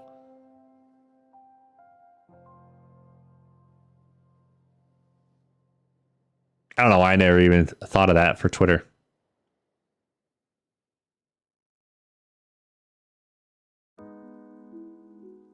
This is it.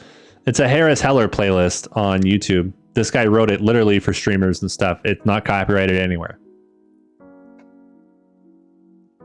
That's been a thing for a minute. Oh, I know. It's probably something I forgot to flick over a long time ago. I bet you there's one for YouTube probably too, that I'm not aware of. Anyway, let's land a capsule. Anyway. No, Trayman, no, because it messes with stuff I need for work.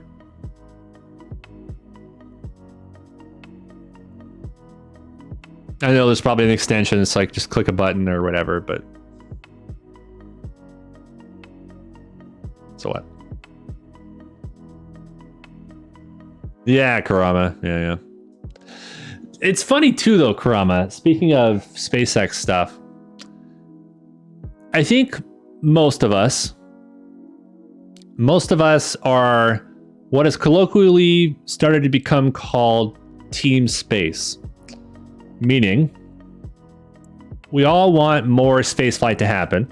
We're all happy when anybody does spaceflight, whether it's SpaceX, whether it's NASA with SLS, whether it's Jeff Bezos and Blue Origin, whether it's Richard Branson and Virgin Galactic, Virgin Orbit, whatever, right? I think most of us are that way, except for ARCA. They're a scam, literally a scam, like actual by the definition. Anyway, physics. So I think most people are this way. And Warlock, you're a freaking troll. It's almost like you can focus on multiple things as a society. Whoa. Anyway, I think most people are what you would call Team Space, right? There is an annoying subset of SpaceX fans that are like, SpaceX is the best. Everybody should hire SpaceX for their launches. Hire nobody else, right? It's a very vocal minority of people. All right? Let's be clear about that. But they are an annoying subset of people. However, there is also a growing subset of the community that seems to be so afraid of being labeled a SpaceX fanboy. They are unrealistically negative and pessimistic about anything SpaceX does.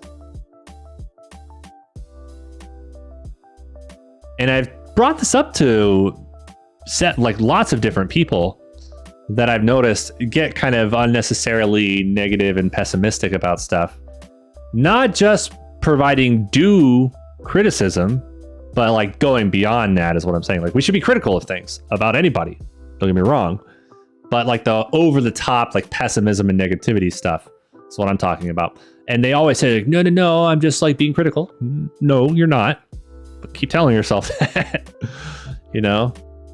It seems like people are like really afraid to be considered supportive of anything SpaceX does. Some people are that way. I'm supporting them. I'm supporting other people. I'm supporting anybody who does spaceflight. You know, and I think that's what most people should want to do. Be supportive of all groups and organizations making that attempt. That's a hard thing to do. And then there's Eric Berger. Yeah, well, imagine being that bad of a journalist.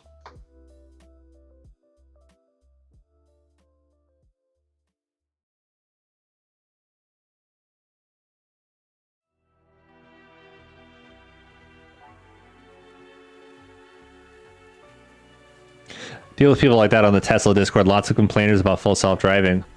Yeah, well. It's almost like people haven't been paying attention for the years and years of Elon time not being accurate and assuming that every single time he says 2 weeks, it's actually 2 weeks. Jesus Christ. I get called salty when I say SpaceX shouldn't get any more Artemis stuff. Like it's a SpaceX lunar program now. There is the argument that has some logical merit, that technological capability and cost and all that stuff is important to think about. But EJ puts this really well. And I'm going to paraphrase, but you don't want to have all your eggs in one commercial basket. You need to spread contracts around for a healthy space economy. A healthy space economy is how we become multiplanetary. We don't become multiplanetary by giving it to the people that are technologically the most advanced, and only them. That's not how that works. I'm happy to see SpaceX get contracts, but I want to see the contracts spread around more. I want more groups to get contracts. 2 weeks, waypoints in 2 weeks, YOLO, let's go. Oh my god. I really like Dynetics lander concept. I personally like Dynetics better than National Team. I like their lander better than National Team.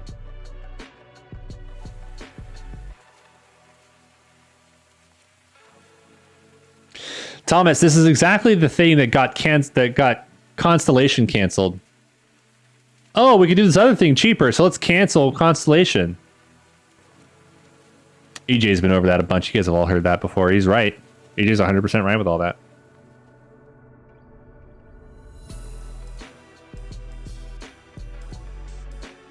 Oh, I agree with you, Warlock, they are.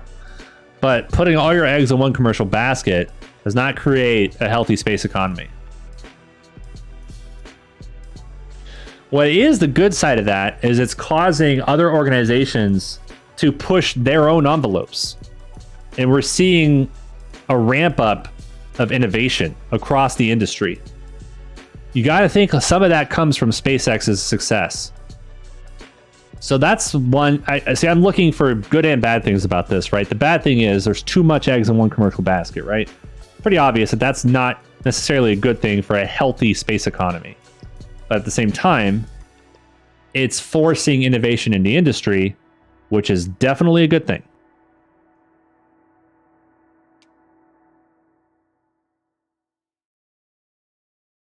Needs a challenger as soon as possible. Absolutely, Train Man. Starship's a game changer, but we need other stuff to compete. It's Toph. Hey, buddy. How you doing, man? Welcome back in. It's been a bit. I hope you're doing good. Well, he did with Tesla, Dead Scum. He released all his patents for Tesla.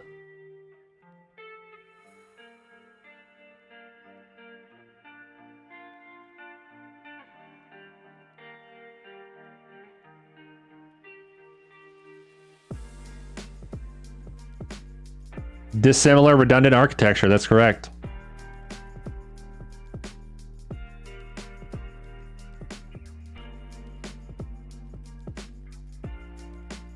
See, Warlock, you're also making a good point. So there's a bit of a balancing act here, right? Bit of a balancing act that needs to happen. It's got to happen somewhere in the middle between these two ideas, because I don't disagree with you. It's got to happen somewhere in the middle.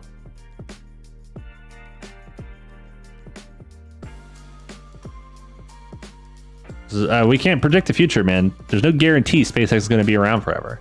I think it's a pretty damn good chance at this point, but we put all our eggs in that basket.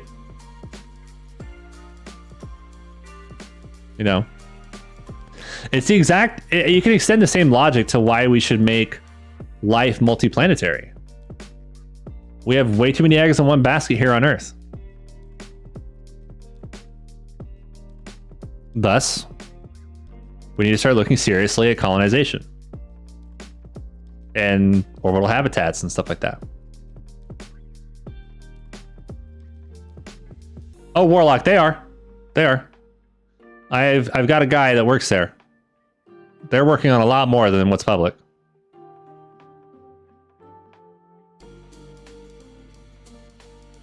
I talked with him extensively when he got hired. They're working on way more than is what's public. Some of those eggs are seriously crazy. Oh, for sure. For sure.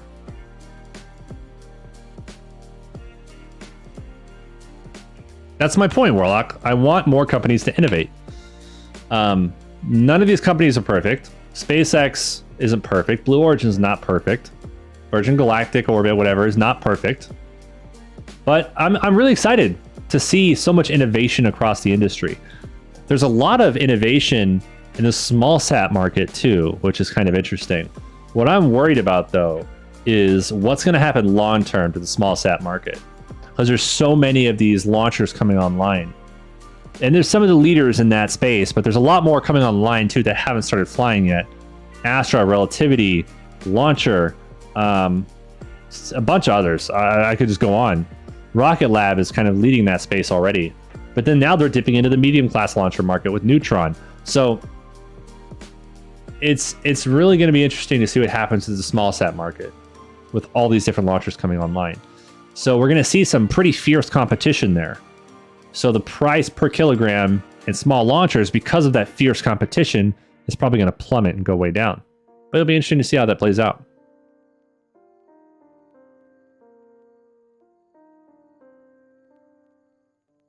That's also true, Bogar.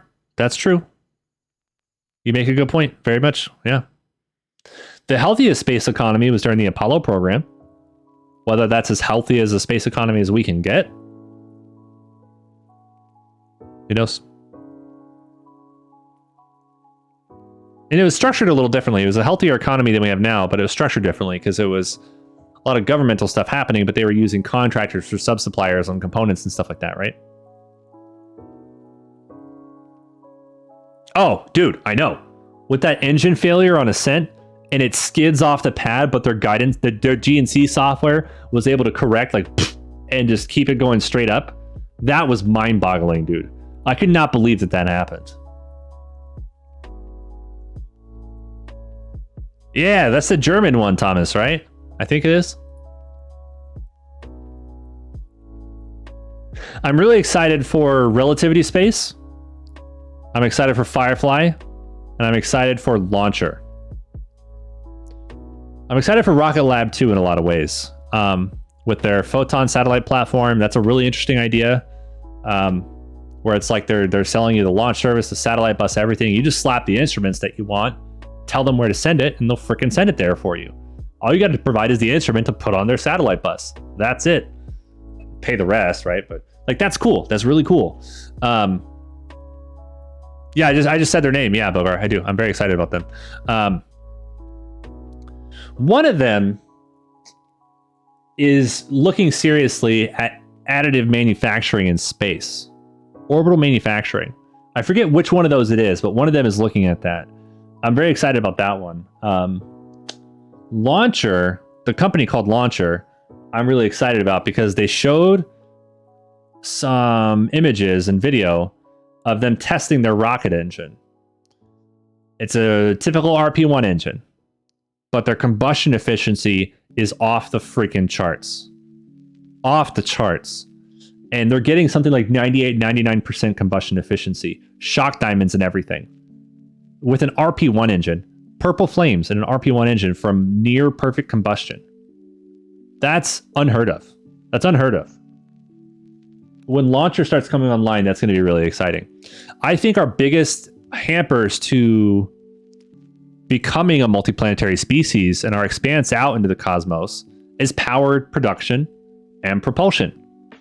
So anybody making big strides in propulsion, anybody making big strides in power production for space-based resources, and ISRU, the third one I would say is ISRU, mining and things like that, I'm always going to be supportive of. So that's why I'm really, really excited about launcher. Oh, you got it, Thomas?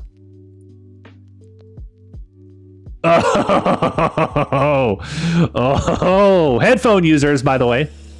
Headphone users.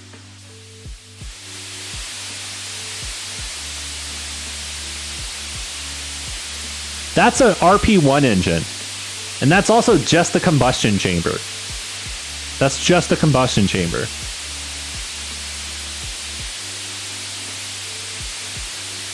That's like 98 point something or 99 point something combustion efficiency. That's insane. That's not a Raptor engine. That's not a Methalox engine. It's this kind of shit that excites me. Because you don't get anywhere in space. You don't get anywhere in space without power and propulsion. It starts there.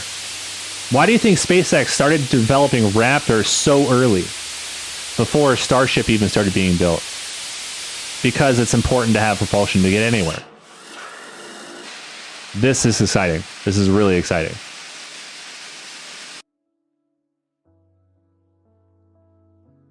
That's their subscale engine. Their full scale has a normal Keralox plume. Really? Interesting. Do they have equal combustion efficiency, Thomas? I haven't seen this one, I don't think. Potential headphone users thing, guys.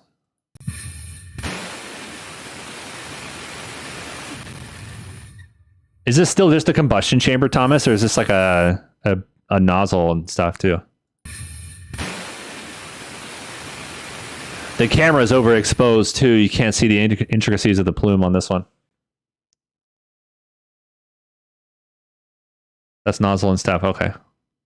I wish the camera wasn't so overexposed so we could see the plume dynamics a bit better.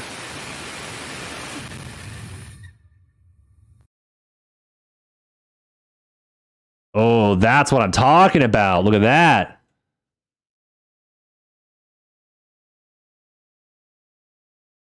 That means they've got really good efficiency, Karama. Their exhaust velocity's got to be really high, and your ISP is directly related to exhaust velocity. So that's exciting. I love this kind of photography. So slightly overpressure. Yeah, this is all developmental stuff, you know? Yeah, there's definitely some flow set for sure. Dude, this is cool, man. This is the kind of stuff that gets me excited. Power and propulsion tech, man. That's why I'm really excited that Blue got that project from DARPA for, I think, reviving something like Nerva, didn't they? Ad Astra, not Astra, but Ad Astra is working on reviving Vasimir, which is like god tier compared to Nerva even. Man, there's just a lot of exciting stuff, man. It's going to happen in our lifetimes with this stuff. We got a lot to look forward to, guys. In our lifetimes. It's not science fiction stuff. Like in our lifetimes, we've got some really exciting stuff going on.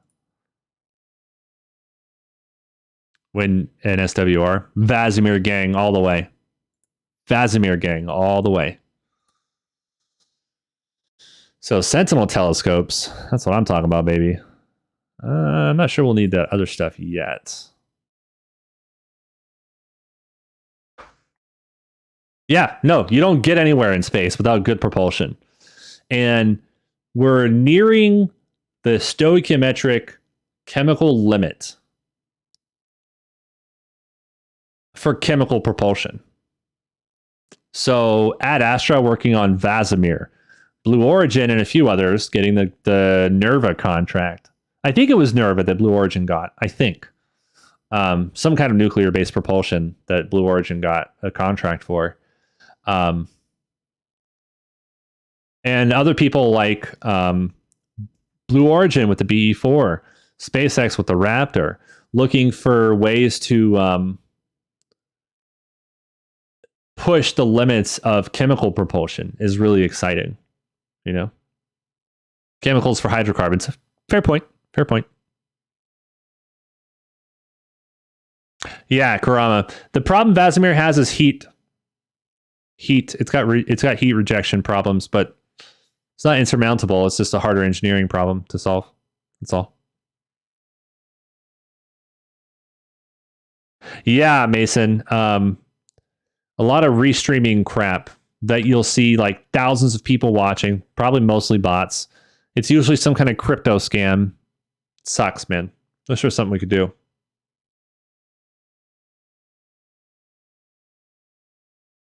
Yeah, dead scum for sure. I have that concern with Boca Chica.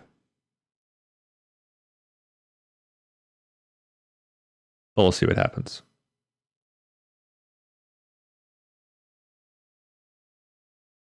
Yeah, there's nothing to pollute in space, Warlock. Nothing there to pollute.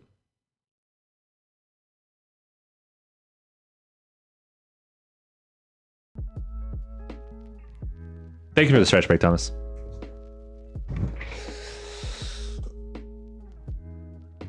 Karama, if you like the idea of Vasimir, I read a book recently, a sci-fi book that's mostly realistic. It's not perfectly hard sci-fi, but it's a lot more than most stuff out there. It's a book called Saturn Run. And by the title, of course, a spacecraft goes to Saturn. I'm not spoiling anything. It's literally in the title. But they use a Vasimir drive. Technically, two of them, I think, is on the ship. They have two Vasimir drives on the ship. And it's cool. They get down to the nitty-gritty in the book, detailing out like how a Vasimir drive works. There's a whole chapter on it. And it describes in detail how a Vasimir works. It's all like through the plot of the story and stuff, but and I went and fact-checked it after I read it. I was like, holy crap, that was like a really detailed chapter about how this freaking thing works. So I went and fact-checked how Vasimir is supposed to work after reading that chapter. It was actually almost perfectly accurate. Like, they did a really good job with it. There's very little in the book that's like scientifically fudged. There is some, but not much.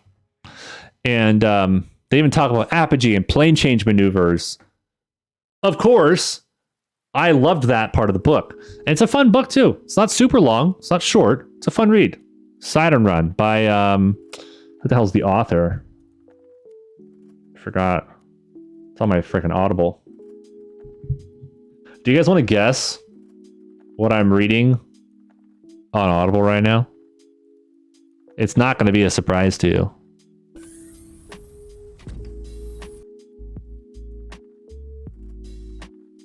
I'm rereading The Expanse before the final book comes out in November. Where the heck is this book? Saturn Run. John Sandford. Sandford. John Sandford, called Saturn Run. Very cool book. And they use Vasimir drives in the book.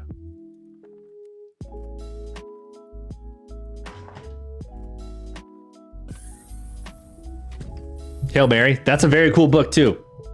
Totally different book though. A little more on the sci-fi side than like hard sci-fi, but it's somewhere in between. It's not quite like space fantasy like Star Wars is. Do not call Star Wars a sci-fi around me. It is space fantasy at best. Hail Mary is kind of more in between, like it's somewhere in between Expanse and Star Wars in terms of like scientific realism. It's magnetic confinement fusion drives in the Expanse, Karama, not laser confinement.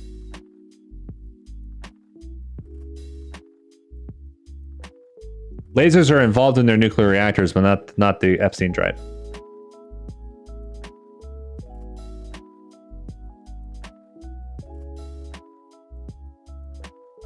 Oh, gotcha, Treyman. Treyman, Hail Mary. Okay, so I'm a big audiobook guy. I prefer audiobooks. But there has been a couple where I didn't really like the audiobook narrator, so I went and bought the book or ebook or whatever to read it. Project Hail Mary, for reasons I can't spoil, is one I absolutely think everybody should do the audiobook. 100%. Even if you're not usually an audiobook person, it is absolutely worth it with that one. Because not only is the narrator great, just in general, but there's some very specific spoilery reasons why I really can't tell you why. But you have got to read that one on audiobook. It is so goddamn perfect. There's some stuff that you just will not convey correctly in your own head reading it. This guy really evokes what I think Andy Weir was really trying to get across with Project Hail Mary. It's such a better experience for it, and I really, really, really strongly suggest people should get Project Hail Mary on audiobook. Absolutely. Audible does free trials. You can pick a couple of books for your free trial and cancel before you ever pay. If you don't want to pay for audiobooks or pay for the subscription or whatever, sign up for your free trial. You don't get charged.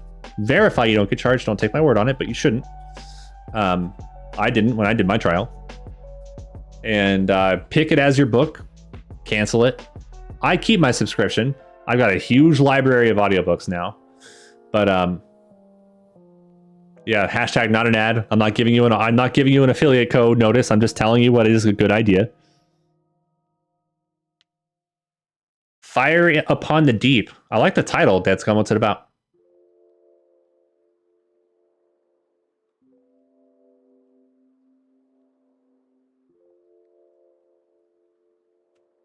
I've heard the same thing about the Bobiverse series, Bill.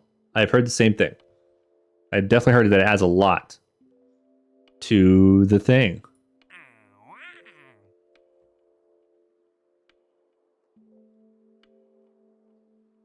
I think we need to maybe okay, so we bought the tracking station upgrade. We've got unknown object.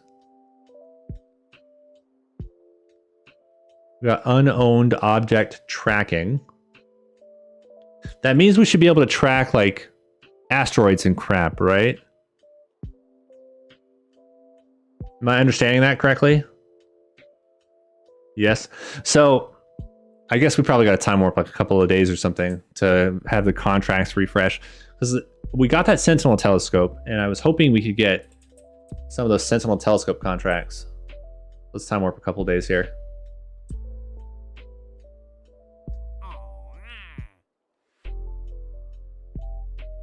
Yeah, nothing really as far as that's concerned. Do I not have enough I have enough reputation. What's up, Spooky? Oh, Spooky, I'm sorry I didn't see your sub, man. I just looked back over. I was like talking about books and sci-fi and stuff, man. I hope you're doing good. Thank you for the resub, dude. It's been a year. And I love the Rat Jam vibes. Look at the little rat over there. Look at him. Dude, Rat Jam is so much better than Cat Jam. That's a fact. I would say change my mind, but you can't because I'm right. I'm right. I wonder if I have to like launch it into orbit first. Fair Revenge is the author of futuristic sci-fi AI released back in '92. Recommend it highly. Dead Scum, can you actually recommend that to me in our Discord channel called Book Club? We used to do like a structured book club. Everyone reads the same book every week. You'd read like so many chapters a week. We'd discuss it over the weekend or something just through text and stuff. We just kind of do more free form now. People talk about books and stuff there. If you could tag me in the book club channel at GravShark, recommend me that book so I don't forget. I would love it if you could.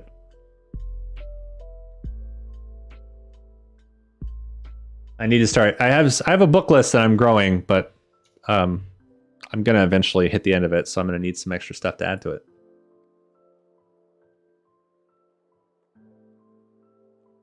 Yeah, Karama, you're right. Yeah, I've heard about the same.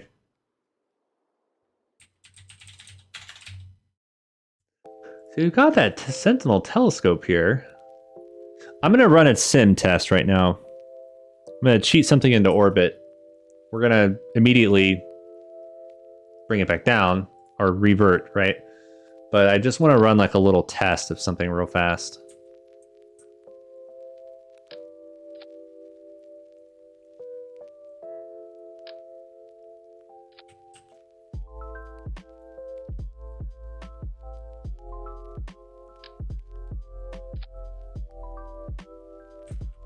Okay.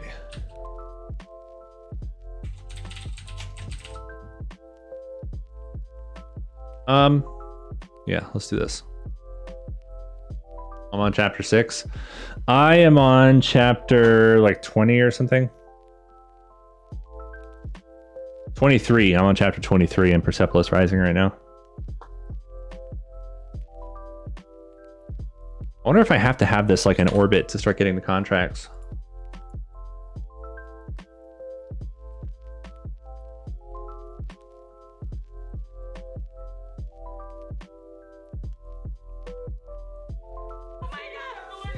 They have a bean boozle. Oh, oh, spooky. Oh, I forgot about these. They've been on my desk the whole time.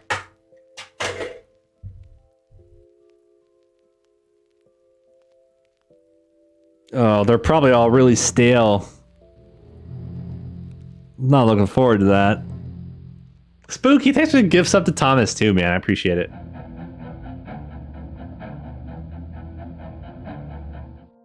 I don't have any more of that one, I know that. That's also the easiest one. Again, the easiest one, don't have any more of it. Okay, luckily this one isn't super bad. I gotta find one in here though. Oh, here we go. Yes, this is the correct one. Some of them look kind of similar to each other, so it's very terrifying. Maybe you'll get the wrong one. But this is either going to be birthday cake or dirty dishwater. 450 bits is the stinky, gross ones. There's a chance of different ones, good or bad. 250 is the spicy ones. We have a separate wheel for that. I don't want to smell it because I feel like that psychs me out.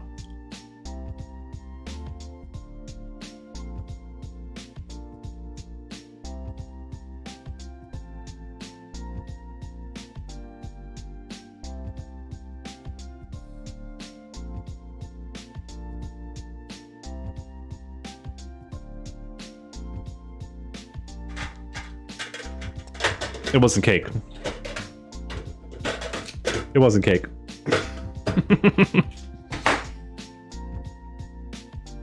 Yeah, it wasn't cake.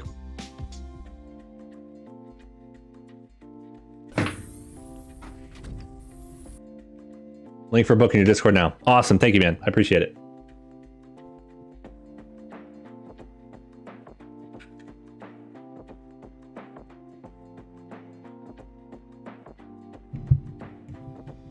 It's like you could taste the bits floating in the water. The worst part about it, man, is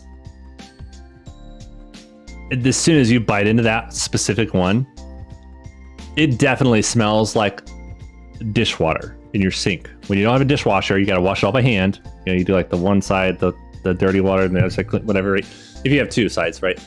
It smells exactly correct and tastes exactly like it smells. Like precisely. You guys know exactly the smell that I'm talking about too.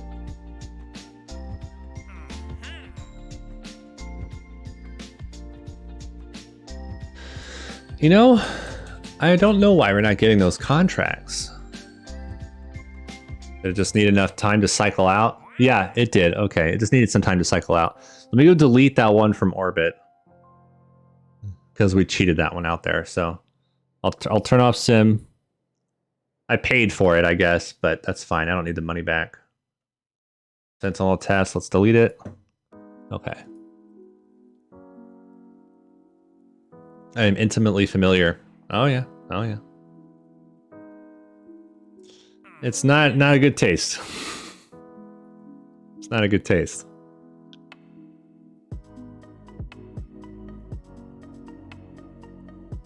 Okay, so this one wants one of these in orbit around the sun, which would actually be pretty easy. We'll just have to design a satellite that can circularize its orbit, burn out, and call it a day.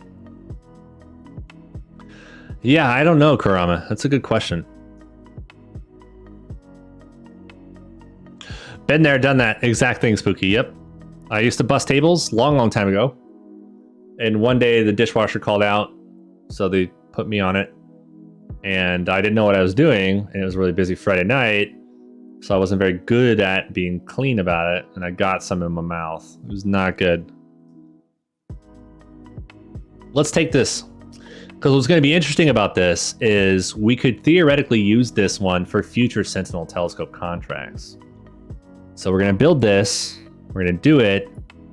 I think we'll put this one, because it doesn't say specifically where it needs to go to orbit, just somewhere around the sun.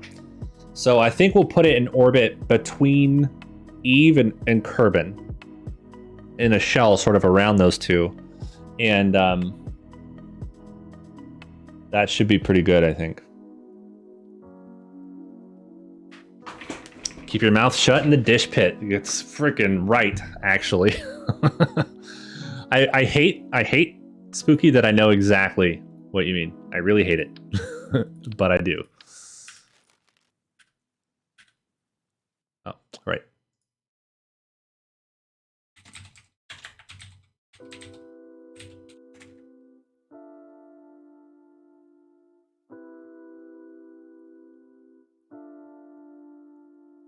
Yeah, we need a better probe core.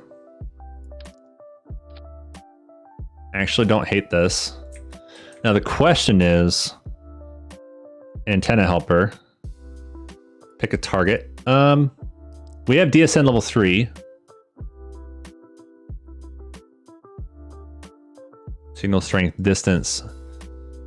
So we could go out to Mun, but these wouldn't reach much further than that. So we gotta have better antennas. I know we have them, I just forget which ones. I think it's these bad boys here.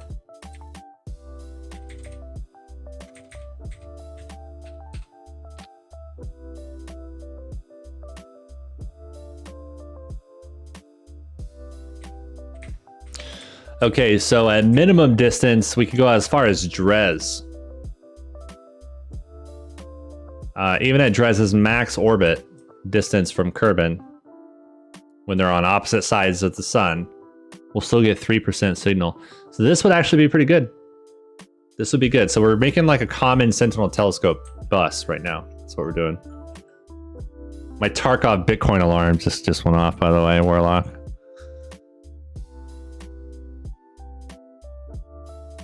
What does this sensor do? This Sentinel Telescope helps you discover asteroids and comets and things like that in the game. So we're building out like a satellite bus to do that.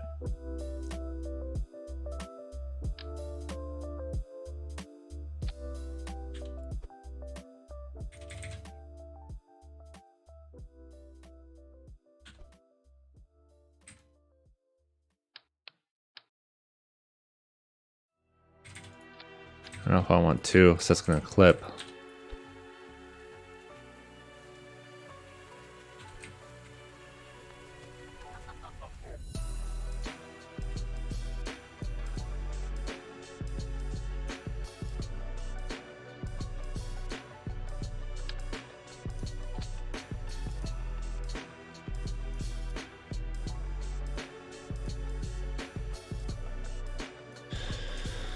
So I could put this on there, but I feel like the TWR there is a bit too crazy. 2.1 TWR. That's not terrible, but it's excessive for a satellite. Probably an ant. But I want to have good efficiency. So the Terrier is very tempting, but I think the Spark is probably best.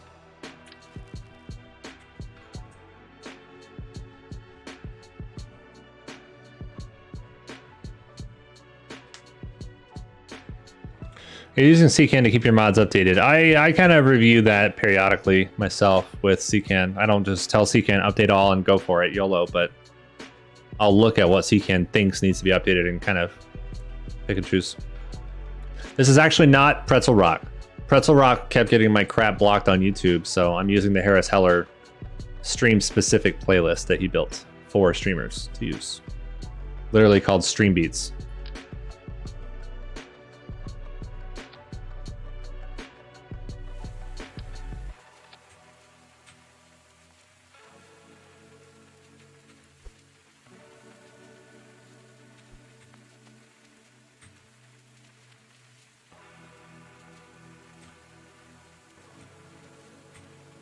1100 Delta V, not bad.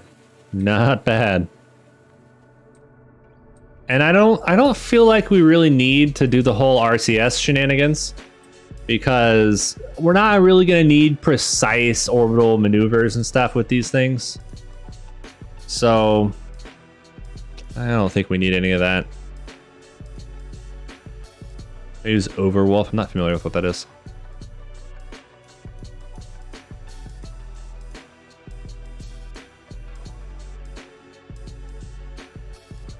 Yeah, Karama, you want to do a full up run, no crew. Run the whole mission though, without crew, just to be safe. I would recommend that if you've never done that before in RO. I just send it the first time because I've played hundreds of RO campaigns at this point, but if it's your first lunar landing in RO, then test a lot. Are you doing a single launch architecture? Are you doing multiple launches to build something that would then go to the moon? What's your plan? I mean, this is basic, but it works. I think it looks kind of ugly though, to be honest.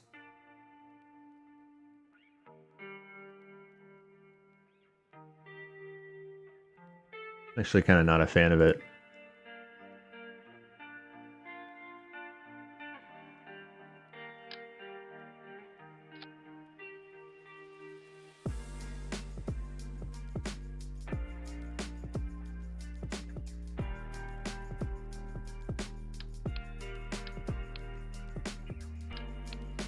We do like a Hubble kind of thing.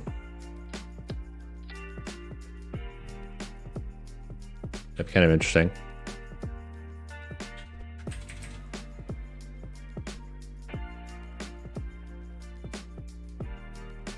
I'm just spitballing, I don't know. Linear command vessel method. Yeah. It's not a bad one. It's not a bad one. I don't always do that in my RO runs, Karama. Sometimes I'll do an Apollo style run. Sometimes I'll do a single stage lander that's not a ascent descent stage. Just depends on what I'm feeling like with the design.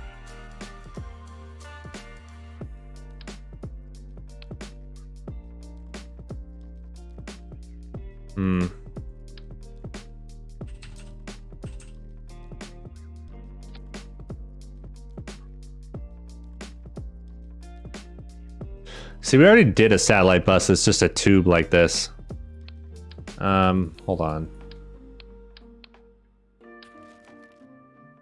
I've got panels I think we can kind of do something interesting with, maybe. Monopop propulsion. That's not a bad idea. That could be kind of cool. What happened to the structural panels?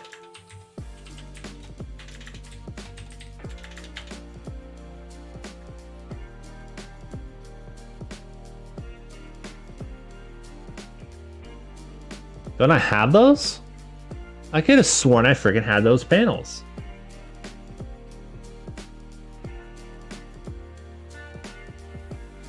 I guess maybe I don't.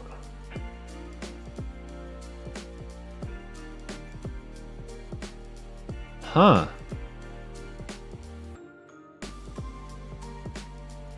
I wanted to make like an interesting little satellite bus with the gold panels or something. Now I'm really curious. I gotta go look at the R&D building. No, it's not gonna be backwards compatible at all. Highly doubt that will impact any sales for KSP2 whatsoever. That's just not gonna happen. Ah, it's a 300 research item to get the panels? Really? No way. Hold on. Wow, I think it actually is.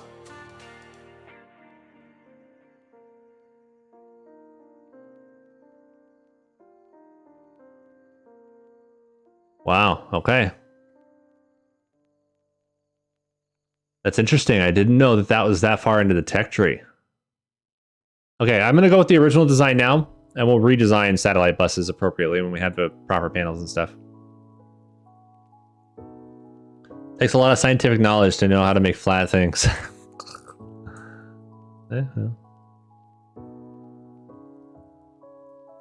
It's not inaccurate, apparently.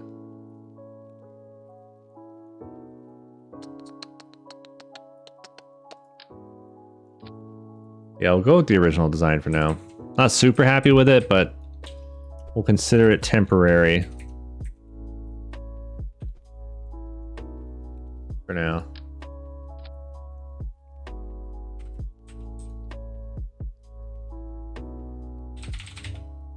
I can spell, I promise.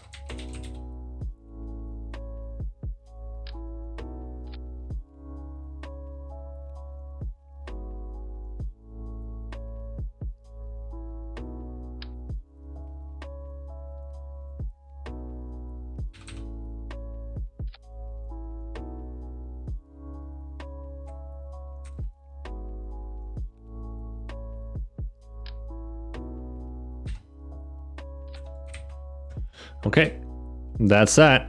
1144 Delta V. It's got the probe core, which maybe that one doesn't have a reaction wheel built in.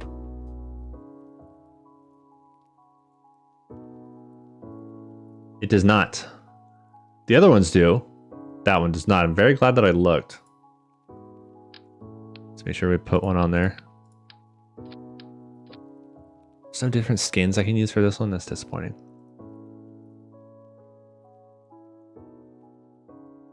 Is there at least like a structural adapter? Do something like this maybe, so it doesn't look half bad. Takes up a lot more space, but it's not this monstrosity at least.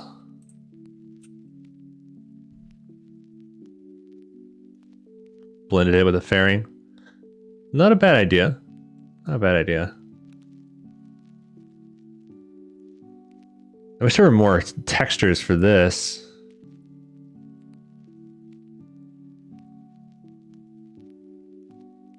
Now, I don't want to stuff the probe core somewhere because we're going to need to be able to access that for kOS stuff.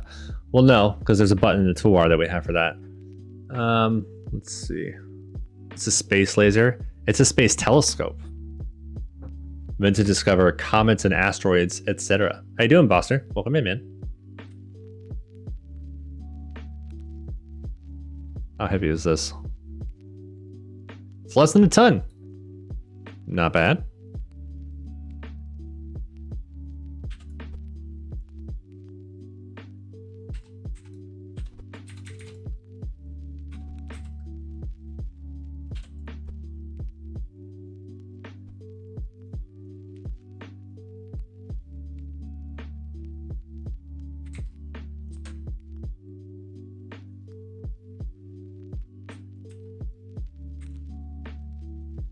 Probe core, reaction wheel, power, data, fuel, telescope. Okay. Let's route there.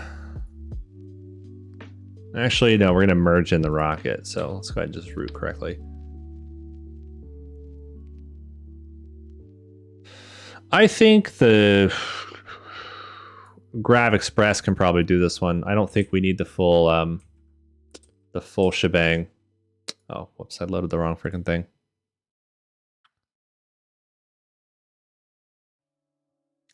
Is the root part set here correctly, at least? It is. Okay, good. Good, good, good.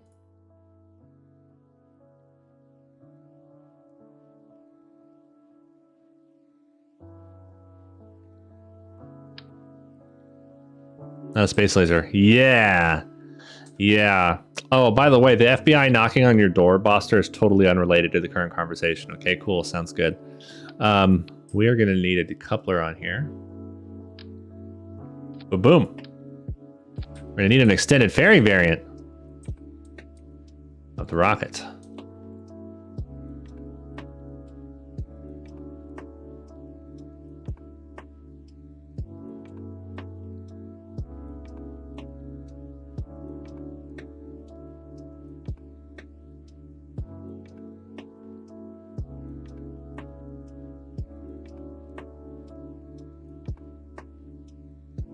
Ooh, that's terrible. No, no, no.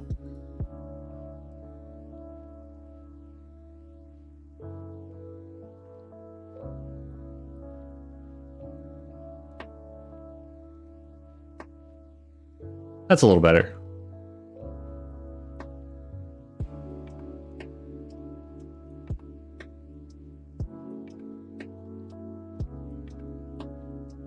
It's pretty close to the same shape, Train Man. It just is a little bit longer, that's all. I know you're asking for roleplay purposes, but no. I'm not taking this playthrough like that hardcore. For crew stuff, yes. Yeah, we're doing that.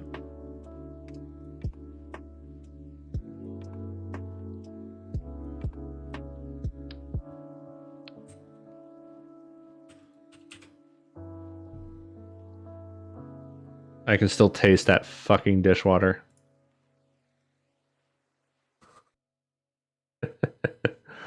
God damn it.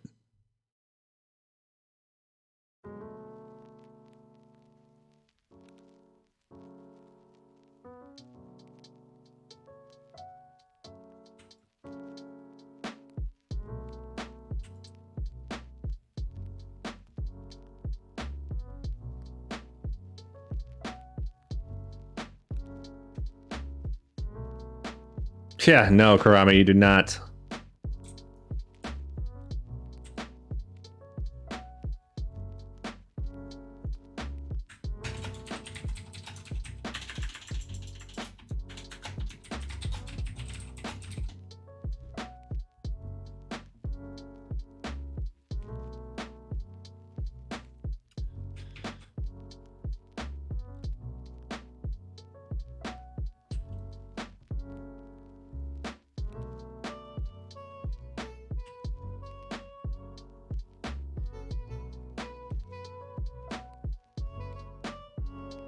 Okay.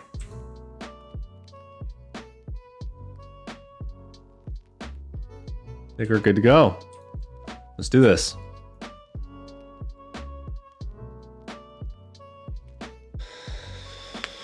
We'll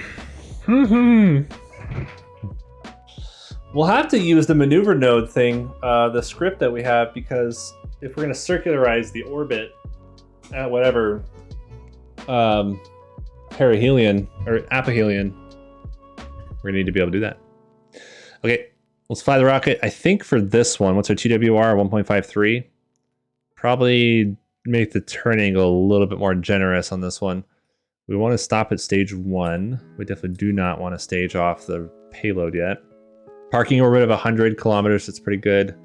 I think we want to change anything else. Let's send it. Let's go. Let's wait till daytime, actually. We don't need a specific time for this mission.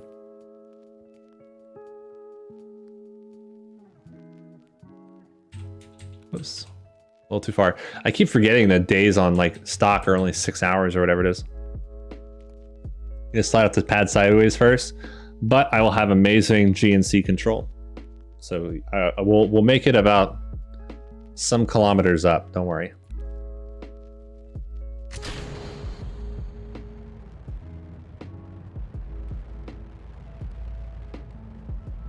Too soon, maybe?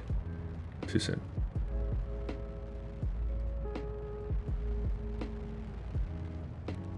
Hey, if you want to start making that turn, that'd be great.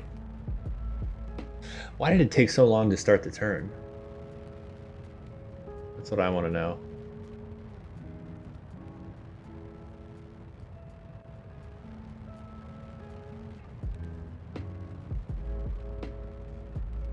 Oh, it's because of this. Okay. I could probably... I'm so used to the ascent guidance that you have in Realism Overhaul. I don't remember how to use this one. Because in Realism Overhaul, you have primary vector guidance. That's what the shuttle used. That's a much better algorithm. But that doesn't really work with stock scale because of the way the weird like atmosphere depth and planet scale and stuff in the stock game. It doesn't really work with like realistic guidance algorithms and stuff.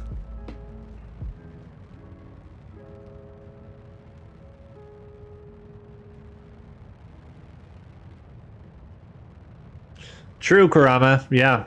If you're able to kill the burn and at apogee use RCS to reduce your perigee enough to re-enter, then theoretically, yeah, that'd be possible.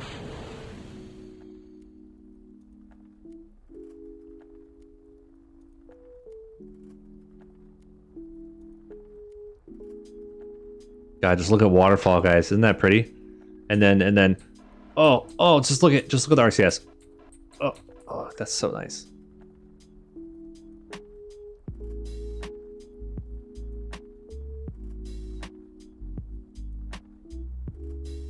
A little too low for that antenna, apparently. And the turn angle, look at our trajectory versus what was planned. We had a higher TWR, we would have been able to follow that, but I guess we probably should have modified the turn shape some, so it was able to hit that trajectory a little easier.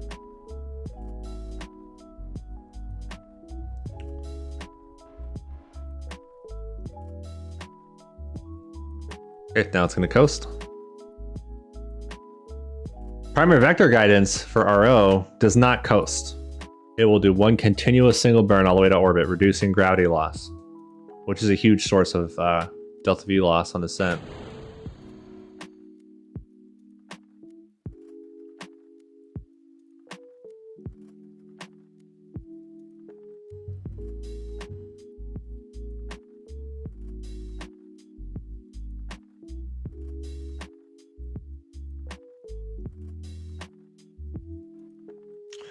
I didn't put any extra batteries on here.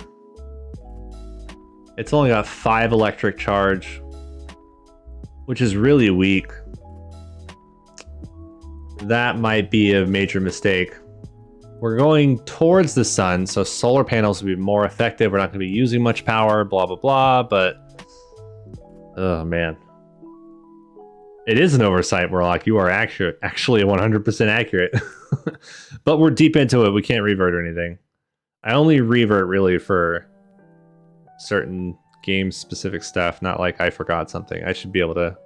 I should have to eat the consequences with something like this, so...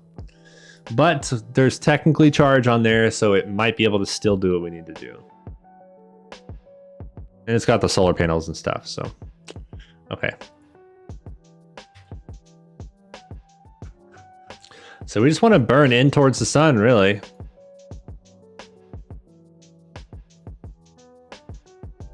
Probably something like right here.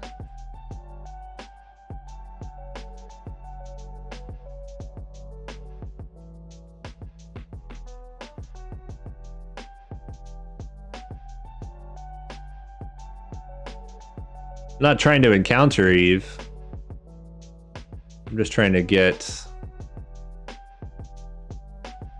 over to it. Yeah, we'll do that, and I'll probably actually circularize like right there or something. Yeah, probably. Okay.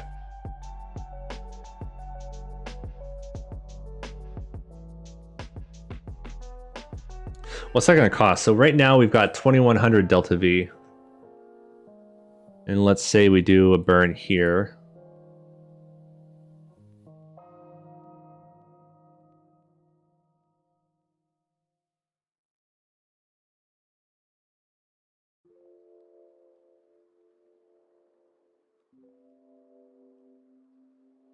What's that one going to cost?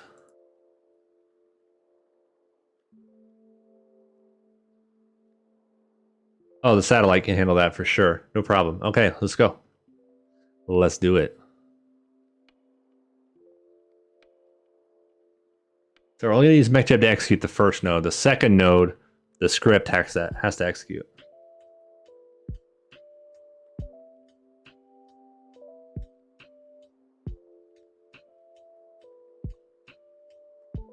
You need it for transferring the science. Yes, but not necessarily the telescope contract. It'll pay for itself if we complete the contract. At least we can get our monies out of this one and fix the satellite bus to have the batteries. For future ones, we'll fix the battery issue. I just want to get our money's worth for this one. Yeah, we could send crew up to attach a battery, but money-wise, it's not worth it.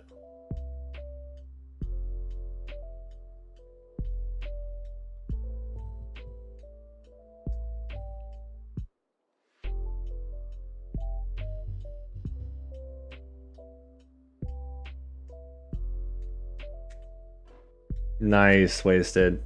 I haven't been watching that, man. I feel like of all people, I would be one that would watch that, but I have not been. Seems like a cool podcast, man. Just haven't been watching.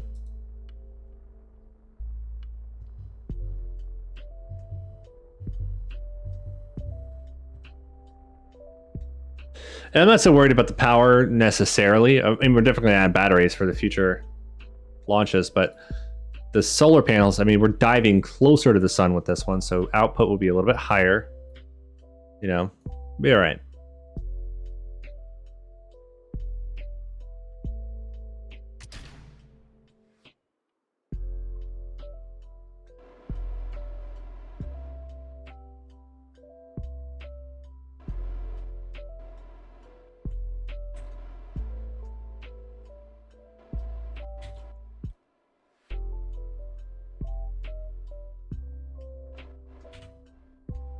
Later. See ya.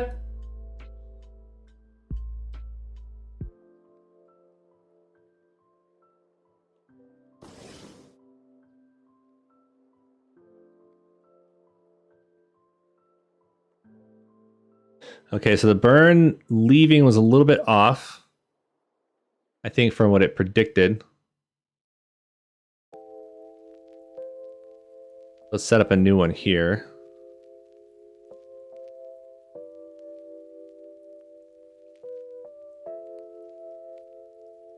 Okay, that's almost perfect. There you go. I'm gonna do that a little sooner though. Yeah, that's fine with me. Okay.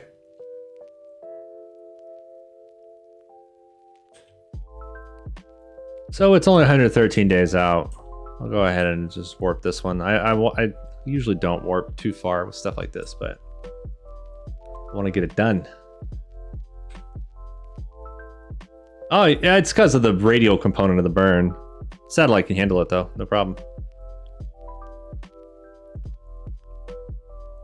Not an issue. Okay, so now, okay, it looks like we're good. Let's go into kOS.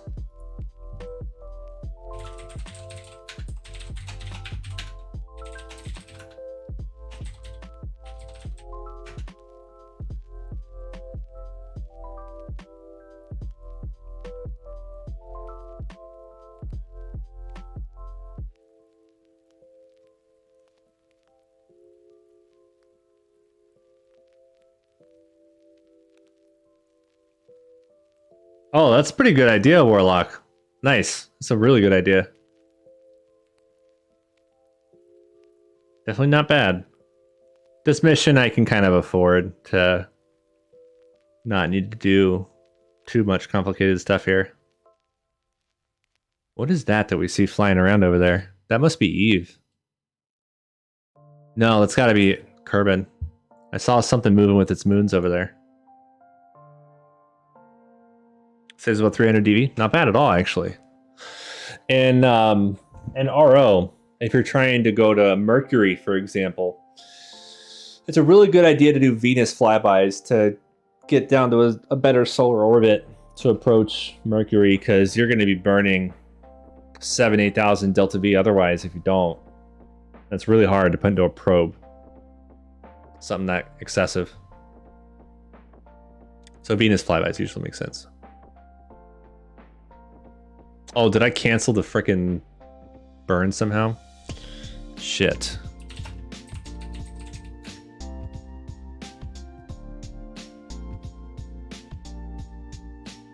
Oh, I must have hit something and screwed it up. Yeah, it's not going to start the burn. Oh, here we go. It started something. Or a little bit late on it, but at these distances and stuff, that doesn't matter. I don't know what happened there. I think I clicked something and screwed up the script somehow. But yeah, it's looking like it's doing fine. I can't control it with the kOS rules that we have, so we're stuck with what it wants to do. I hope it shuts off the burn appropriately. Yeah, it is. Okay, good. Cool. All right.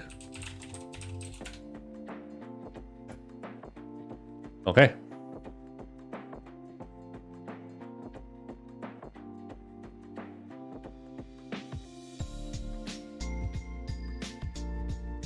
The mapping process will happen passively over a length of time as long as any active Sentinels are operating.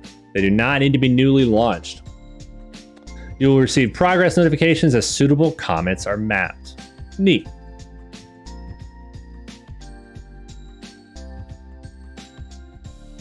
Mid-miss slingshots or seat of your pants to 1.2 kilometer altitude things. Oh yeah, oh yeah. Mid-miss is a very easy one to do. Mun's a little riskier, but as long as you hit a safe altitude or whatever, you should be fine.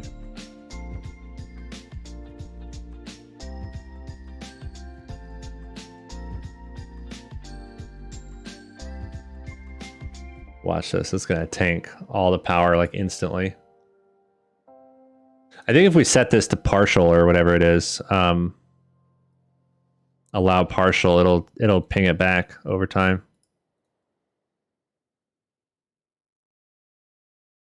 Yeah, look. 10%.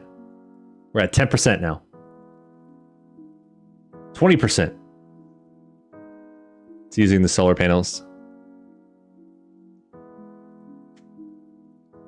It's not much science, so.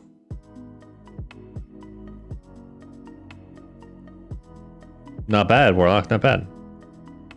Have you heard of a tool called Trajectory Optimization Tool for KSP? It's a MATLAB built program, but it will read the data from your save file and detect exactly where everything is and stuff. So you put a vessel in an orbit around Kerbin or whatever.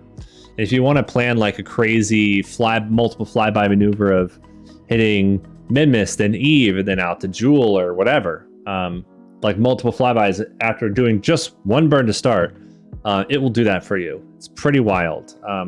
It's a little wonky to use and learn how to do, but you can plan some pretty crazy stuff with it. Doing like one single burn.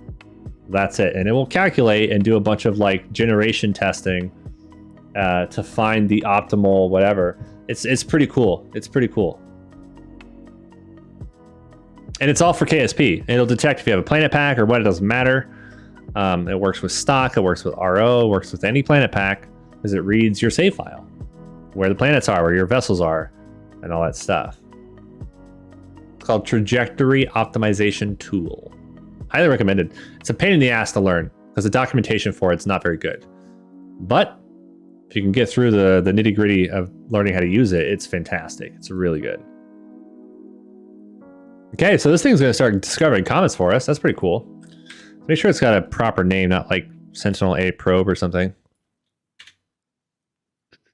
Yeah, that's good. Sentinel A.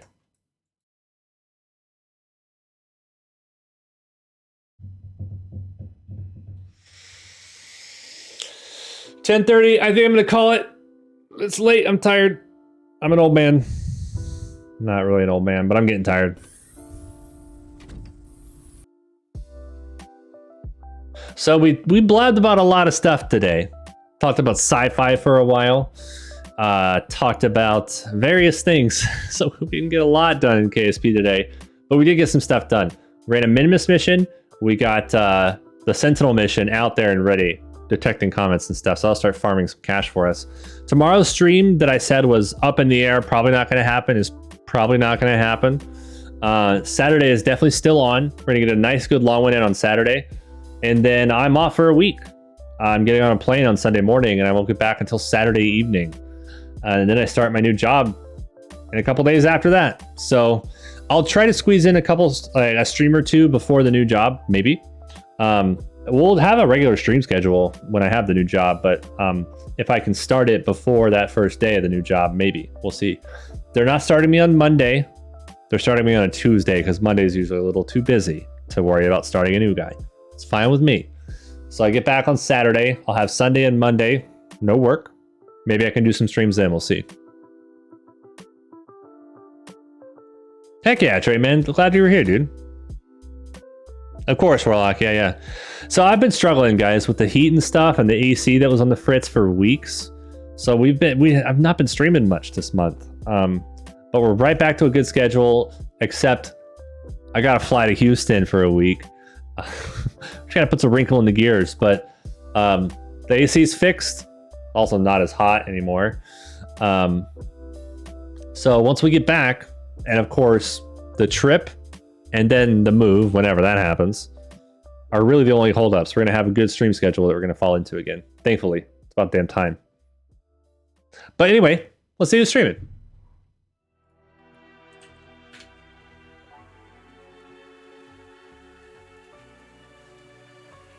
Ooh, Sirius is playing some RimWorld with Rim Connect. So let's go hang out with Sirius, guys. And what we're going to do is he's using a mod on RimWorld called Rim Connect. And if you watch his stream, make sure you click through the raid to actually his channel so you count as a viewer there. You'll automatically gain these points in what's called a Twitch extension. And you can use them to summon stuff in his RimWorld game. You can be a dick and summon raids and bad things against him. You can also summon good things to help him. So let's go. I don't care what you do. Just go do something over there. It takes a little bit of time to accrue some points, but it don't take long to accrue enough points to cause some chaos or to help, if that's your fancy. When I was streaming RimWorld with this extension, I had like half of chat screwing with me, spawning raids and other crap like that, and then the other half of chat helping me. So it was like a chat war with crap they were spawning in my game. It was amazing. It was super fun, actually, but very chaotic, but fun. But I'll see you guys there.